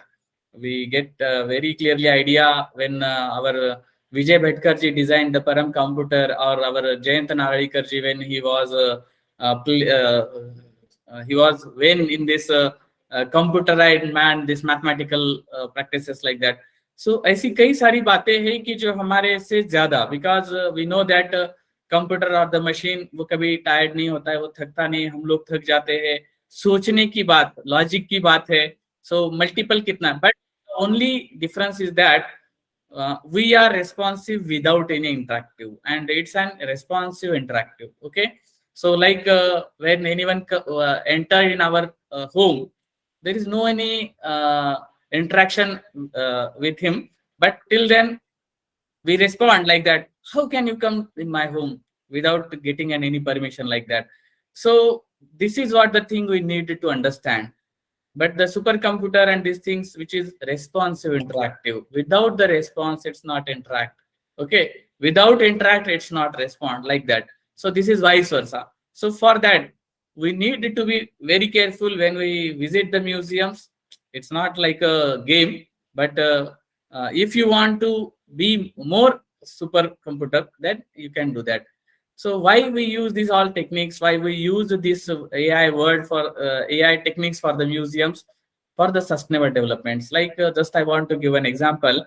When our this pandemic situation, COVID-19 was there, so many maximum, it's not maximum, but around 100% museums, they closed, shut down. And because of that, all type of this income revenue generation stopped because of the visitors entry and no any such amount by them. So because of so many crises, and at the same time I was feel so bad in our museum too. But till then our museum was worked. Why? We have some our corpus fund and we get more than 1 crore rupees revenue by that way. So we gave our this employees payment very easily, but it was too difficult for the other museums. So in such cases, what we can do, how can we use this artificial intelligence for the designing of our this digital museums or virtual museums, like when we use the softwares, this art steps software we used for that designing. I was designed my own museum, my personal museum, my own collection. It's not the museum exactly, but it's the collection in my own home. And it was developed. But for that development of these virtual exhibitions or digital exhibitions, before of that, we carefully studied these all things which we already noted. And in the same period, after my experiments, we had done the same work for our Gandhi Research Foundation Museum. HD quality one 3 hours museum journey is there. You can get access when you just search in Google. So for this whole process, we should this openness to the public, no? Though the doors are shut down there when you designed these all, but before designing also, we know very carefully what the interest of public, different type of publics, different culture background of public, different literacy varied peoples, so different interests. So for that you get the idea. And if you have a team like MoMA or the Smithsonian museums, then you can design such museums. Like Brazil is a very small country, but there is excellent exhibition about this too. And some more museums are there which experimented over these all things. So if you want to know more about these all, you can study this. So as per the guidance or as per the instructions, I was tried a little bit, but you can get more ideas in my paper. I will submit it. It's already maybe in today or tomorrow I will share it with Skanda Mishraji, so you will all get the information about that too. So very humbly thankful to all of you. If there are any questions, most welcome. Because museum is a part of which we say that content visualization, and I was tried for that. because till I'm a student of this museum and museology, and very humbly thankful to Skand Mishra ji for giving me this good an opportunity for to present over here. Thank you. Dhriti ji, is it okay? I'm in time. Yeah, not only okay, it's an excellent presentation because I'm from the same field. I started my PhD with the information service in museums, so I know how it was difficult during the early 20s. I started in 2001 my PhD work, so at that time there are so many barriers. So now we have progressed a lot in this field. So before I conclude anything about this, we want to discuss. There are, I think, Mr. Ramesh was waiting to ask some question. Mr. Ramesh, do you have any question? He raised his hand for asking some question.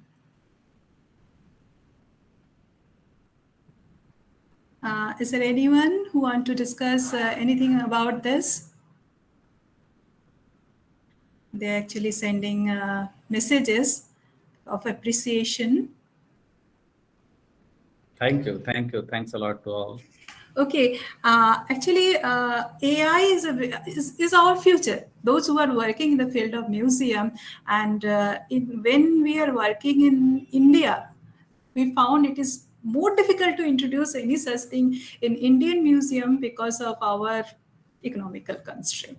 So that is one part. But apart from this, you're talking about the Gandhi researcher, that museum, and I found it in Eternal Gandhi in Birla House in Delhi. They have also used this thing, I think, 10 years back. And Patna Museum, they are also trying in their children gallery, like whatever you are showing this thing.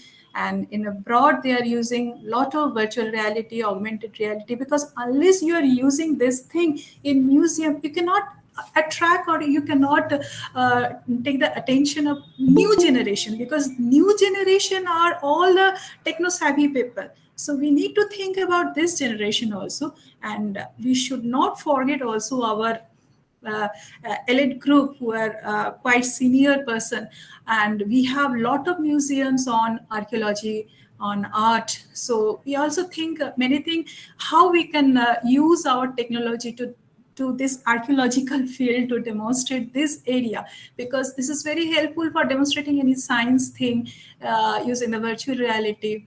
So also we need to keep it in mind. And I found one museum very interesting, that is the Dandi Kutir. They have used excellently.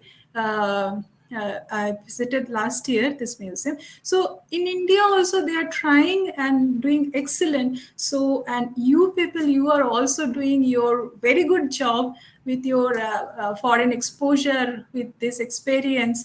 And we need a lot of things to develop our visitors also, to create our visitors their understanding, because AI can give you the database of your visitors behavior, their psychological, their cognitive aspect, all everything they can give you. But analyzing this, how you can develop your exhibit, that is another important thing. So this is very important presentation at present in case of museology and museum thing, when we are thinking about to progress, to do better, and to improve this sector. So this my heartiest thanks to you also for presenting so nicely. And if there is a students, they can I think they can definitely get benefited out of this presentation. Thank you so much, and thank you, Dr. Mish. Thank you. Thanks a lot. Up to now, just we documented 1,460 museums all over the India. And there is one my book, 18th book, Museums on New Era of Technology. If you will go through it, then you will get some more ideas about this all. Sure, so humbly thankful to you too, and Skand Mishra ji and all the participants. Thank you. Thank you. Thank you, Dr. Dhriti Rai, for chair the session, and Dr. Mr. Bhujang Bowade sir, given a nice talk on museum. Thank you, both of you, sir. Thank you. Now, next session, important session, our inaugural talk of Dr. Balwinder Singh sir. So first मैं अपने principal साहब से कहेंगे कि वो धूप प्रज्वलित करके और कार्यक्रम को प्रारंभ करें।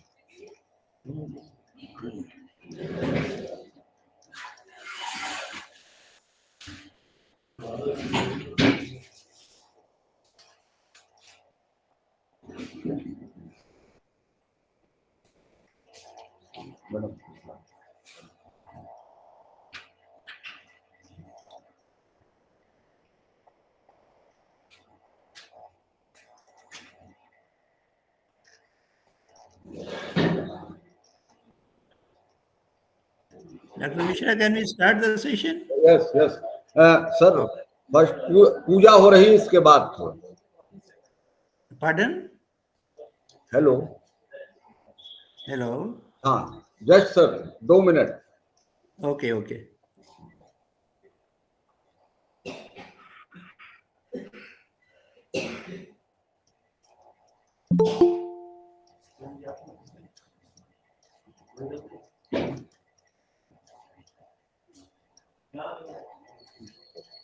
Oh.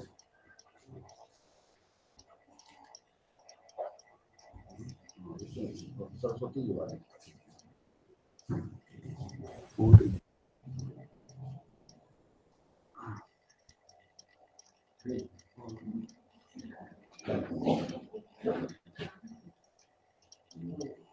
थोड़ा सा सर ऐसे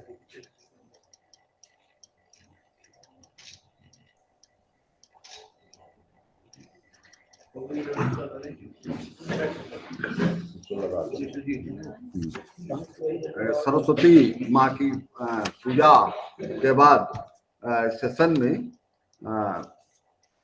चेयरपर्सन प्रोफेसर शौकत महमूद साहब, visiting professor university of Lahore Pakistan, our co-chairperson Dr. Beena Gandhi Deori, Deputy Director Research, SARC Cultural Center, Colombo, Sri Lanka, our eminent speaker Professor Dr. Balwinder Singh, former head Guru Ramdas School of Planning, Guru Nanak Dev University, Amritsar, Punjab, India. Sir, सबसे पहले मैं आप सभी का इस महाविद्यालय में इस आयोजित जो इंटरनेशनल कॉन्फ्रेंस का फर्स्ट डे है उसमें मैं स्वागत करता हूं।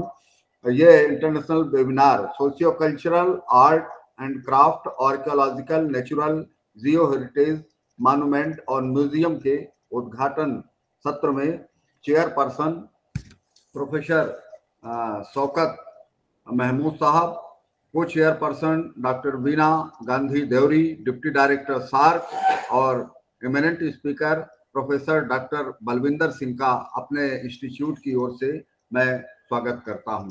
मैं स्वागत करता हूं आज के कार्यक्रम के जो स्पेशल गेस्ट हैं, professor Malla Mala, professor of archaeology, Tribhuvan university, Nepal, doctor Nandini Bhattacharya Sahu, regional director archaeological survey of India, Sion fort, Mumbai, professor Gyaneshwar Chaubey, professor of zoology, BHU Varanasi, professor KM Suresh, former professor and director Hampi museum, Bangalore, professor TS Ravishankar, former director epigraphy archaeological survey of India, Mysore, professor TS Satyanath, emeritus professor modern Indian language and literature, university of Delhi, professor Mahua Chakraborty, university of Calcutta, doctor Mohammad Irfanul Haq, assistant professor institute of Punjabi and culture studies, university of Punjab, Lahore, Pakistan, madam Milani Dissanayake, head of department of integral design, university of Moratuwa, Sri Lanka, doctor Mahmuda Akhand, associate professor department of philosophy, Jahangirnagar university, Savar, Dhaka, Bangladesh, और all lead speaker, chairperson, co chairperson of international webinar series. मैं सभी का ये स्वागत करता हूं। Sir, इस 8 दिवसीय इस इंटरनेशनल वेबिनार में टोटल 72 टास्क मिल चुकी हैं, जिसमें वेबिनार के प्रोग्राम जिसको हमने वेबिनार प्रोग्राम शेड्यूल में शेयर कर दिया है, साथ ही विभिन्न विषयों के सीनियर एक्सपर्ट, सेशनल चेयरपर्सन एवं को चेयरपर्सन एक्सपर्ट्स और पार्टिसिपेंट्स के रूप में अपने व्यू को साझा करेंगे। सभी सत्रों में प्रतिदिन यूट्यूब का निर्माण कराया जा रहा है। यूट्यूब के माध्यम से ही कार्यक्रम टॉक को विषय के फैकल्टी, रिसर्चर और स्टूडेंट को तक पहुंचाया जाएगा, जिसे गूगल मीट में भी देखा जा सकता है। राष्ट्रीय शिक्षा नीति के अनुसार यह वेबिनार मल्टी डिसिप्लिनरी है, जिसमें विभिन्न विषयों को विशेषकर south and south east Asian countries पर फोकस किया गया है। वेबिनार में इंडिया सहित पाकिस्तान, श्रीलंका, बांग्लादेश, नेपाल, थाईलैंड, यूएसए के विषय विशेषज्ञ south and south east Asian countries के art, culture, archaeology, education, museum, monument, geo and natural heritage, botanical garden, national park, biodiversity पर अपने एक्सपर्ट टॉक प्रस्तुत करेंगे। विषय के शोध छात्रों के लिए यह उपयोगी होगा और south and south Asian countries के सोशियो कल्चरल डेवलपमेंट के लिए लाभदायक होगा। एक बार मैं पुनः सभी का यहाँ पर वेलकम करता हूँ और कार्यक्रम के चेयरपर्सन डॉक्टर शौकत महमूद साहब से, प्रोफेसर शौकत महमूद साहब से आग्रह करता हूँ कि अपने हमारे eminent speaker professor Balvinder Singh को इंट्रोड्यूस करें। Okay, thank you very much, Dr. Mishra. I'm very thankful to you for the elaborate introduction to this session. And I also welcome Dr. Beena Gandhi, who is the chairperson along with me. It's my high privilege that I am introducing a very scholarly person, Professor Dr. Balwinder Singh. I am so glad to welcome him to this conference webinar. And it was a pleasure to go through his CV and curriculum vitae, whatever, and long list of achievement he has achieved in his life. Let me go through his brief history, what he has been doing in the field of conservation and knowledge and education. But it's difficult to cover everything, but I will try to cover as much as possible. Dr. Balwinder Singh retired after serving the Guru Nanak University at Amritsar, and he served for almost more than 30 years at that university. What an experience he has in the field of teaching. He has experience of field as assistant planner in town planning, department, government of Uttar Pradesh. He remained head of the Guru Nanak Ramdas School of Planning, Guru Nanak Dev University for 2 terms. And that is very, very, very interesting. He has done PhD on the walled city of Amritsar, which I think must be a very useful document to study. I wish I could get hold of his thesis and go through this beautiful document. His master thesis of conservation was Urban Conservation Study of Amritsar, submitted in Center for Conservation Studies, Institute of Advanced Architectural Studies, University of York in UK. He has a master's in city and regional planning, a master in sociology, and fellow Institute of Town Planners, India. He has supervised many projects and worked on the walled city of Amritsar and other historic cities, namely Kapurthala and Faridkot and Jammu. He is an INTEC scholar, member of Society and Society for Accident and Aid and Traffic Help. He is also a member of Heritage Advisory Committee, Shimla, and also a member of Peer Review Committee of a journal published from Lahore, that is the Thap Journal. He is also a member Review Committee, Journal of Religion and Health, Srinagar, Germany, expert member, Research Degree Board of Physical Planning, School of Planning and Architecture, New Delhi. He is also a member of core committee of experts for implementation of various activities of Indian heritage cities, Network Foundation, IHC and A.P.S, created by UNESCO. And he is also a member of National Expert Panel of IHC and F as well as advisor IHC and Punjab, and member of City Level Missions Directorate for Amritsar. Not only that, he has quite a few other things to be mentioned, and I think his biodata will not be complete unless I go through these qualifications also. He has received 18 awards, including Best Teacher Award from the Indian Society for Technical Education. He has also received an award for the Best Paper from Indian Building Congress State Award from Chief Minister of Punjab on 15th of August 2015. He has traveled to almost 20 countries in connection with presenting papers. 25 papers he presented overseas, and as many as 40 or more than 40 papers within India. He has also visited the Getty Museum in USA and also museum in Rome and exposed to the system of managing such museum efficiency and effectively for the tourists and visitors. He has supervised 34 M.Tech urban planning theses, 21 B.Tech urban energy plan theses. At the moment, he is supervising as many as 3 PhD theses. He has completed 8 research and consultancy projects, including documentation of artwork with special reference to floral designs in Harmandir Sahib. He also drafted the building bylaws for the facade project in the walled city of Amritsar. Presently, he is working as architectural conservation expert in a UNESCO giant project, integrated site management plan and capacity development for sustainable tourism development of selected 6 sites in Punjab, Pakistan, with University of Art and Culture, Lahore, and Italian Institute. And that is, I think, very, very interesting thing that he is working 2 cities of Punjab together.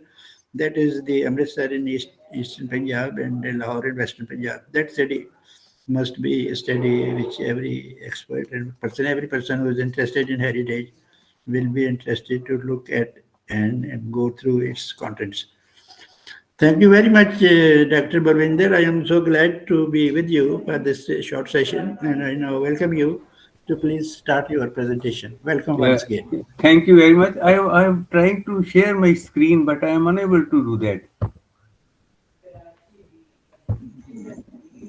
Like, I want to share my screen. It will be from the organizer side because it is not showing share. So I think we should share. I think we should be able to see your screen. Yeah, it is not. Share is not being indicated. I am trying, but it is not showing. Are you showing us some slides also? No. Yeah, I am going to make presentation with the help of slides only, because slides will give the true picture. Yeah. I can, once again I will get away, then come again. Let me try.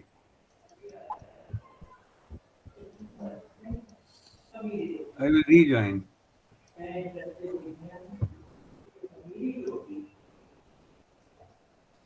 We are not getting the screen also for the slides. We are only looking at 9 panels with the different participants.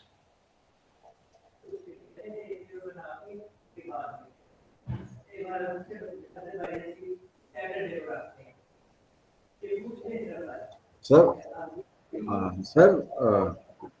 Professor Balwinder Singh, sir.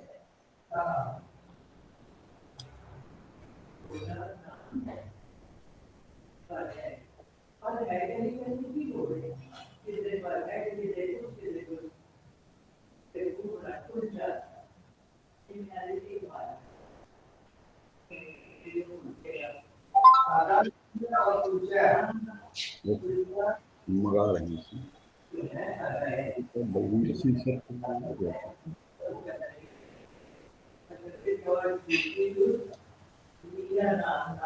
हाँ sir, हमारे mail में भेज दें, हमने mail ID डाला है। Professor Mishra बोल रहा हूँ। हाँ, हमारे मेल में आप शेयर कर दें तो मैं यहाँ से प्रेजेंट कर दूँ।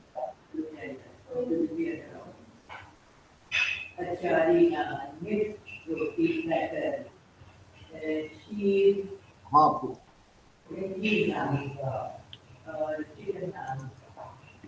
अच्छा, क्या फाइल ज्यादा बड़ी है?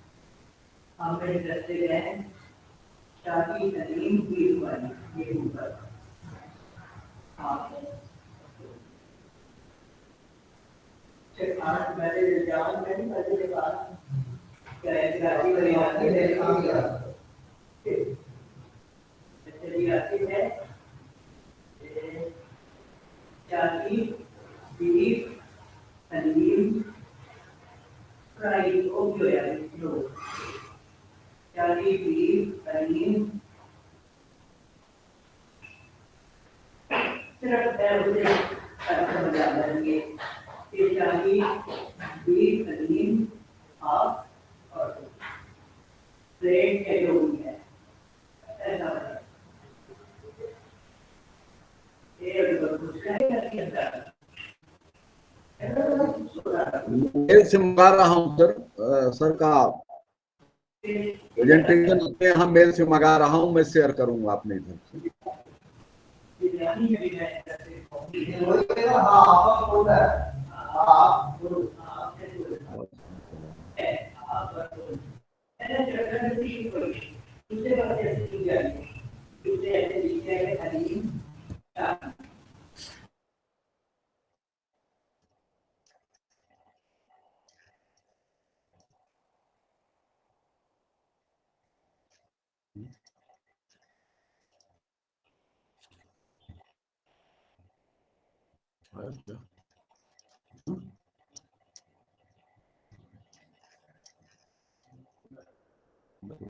पहले वीडियो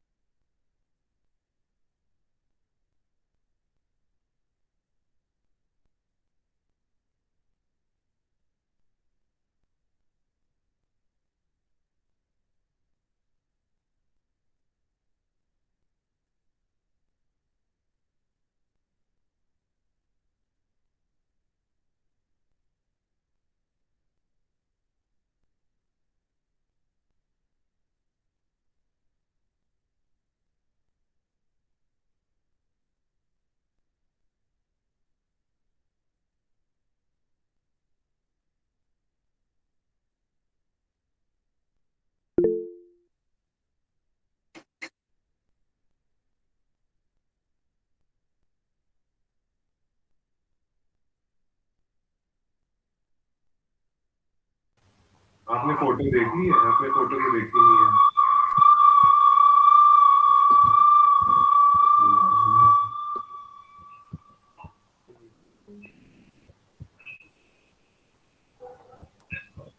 जी मैं सर्टिफिकेट में बोलता हूँ मेरी बात करेंगे बात तो करेगी करेगी।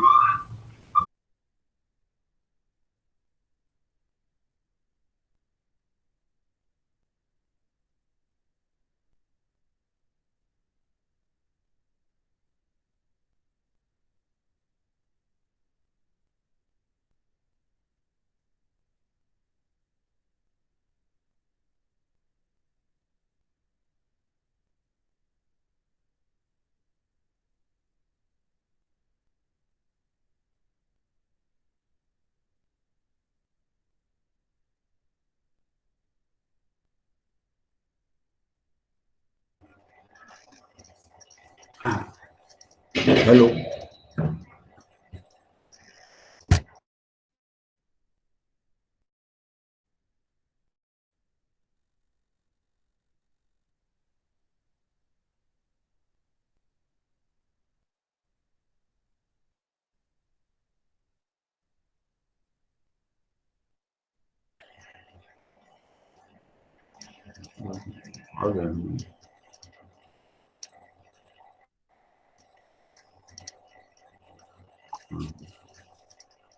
सर प्रोफेसर साहब ये प्रॉब्लम, हाँ जी हाँ जी, लगता है कि इसको ब्रेक करके वैसे क्या मेल हो नहीं पा रहा है? मेल तो इसे हो जाना चाहिए। मेल 74 MB है, नहीं हो रहा मेल। मैंने बड़ी ट्राई की है, दूसरे लैपटॉप मेरा बेटा साथ में लगा हुआ है। तो वो ना आपके जो होस्ट होता है ना, उसके पास एक शील्ड बनी होती है। नहीं वो हमने दिखवा लिया सर, वो ऐसी प्रॉब्लम नहीं थी। अभी कई प्रेजेंटेशन जो है वहीं पर किसी वक्त ऑफ हो जाती है, तो ऑन करोगे तो मेरे पास पता नहीं आ रहा। Sir, you send through Google Drive. Google Drive में जाता है। Just you attach the file on your mail. It will be sent through Google Drive automatically. You talk to my son.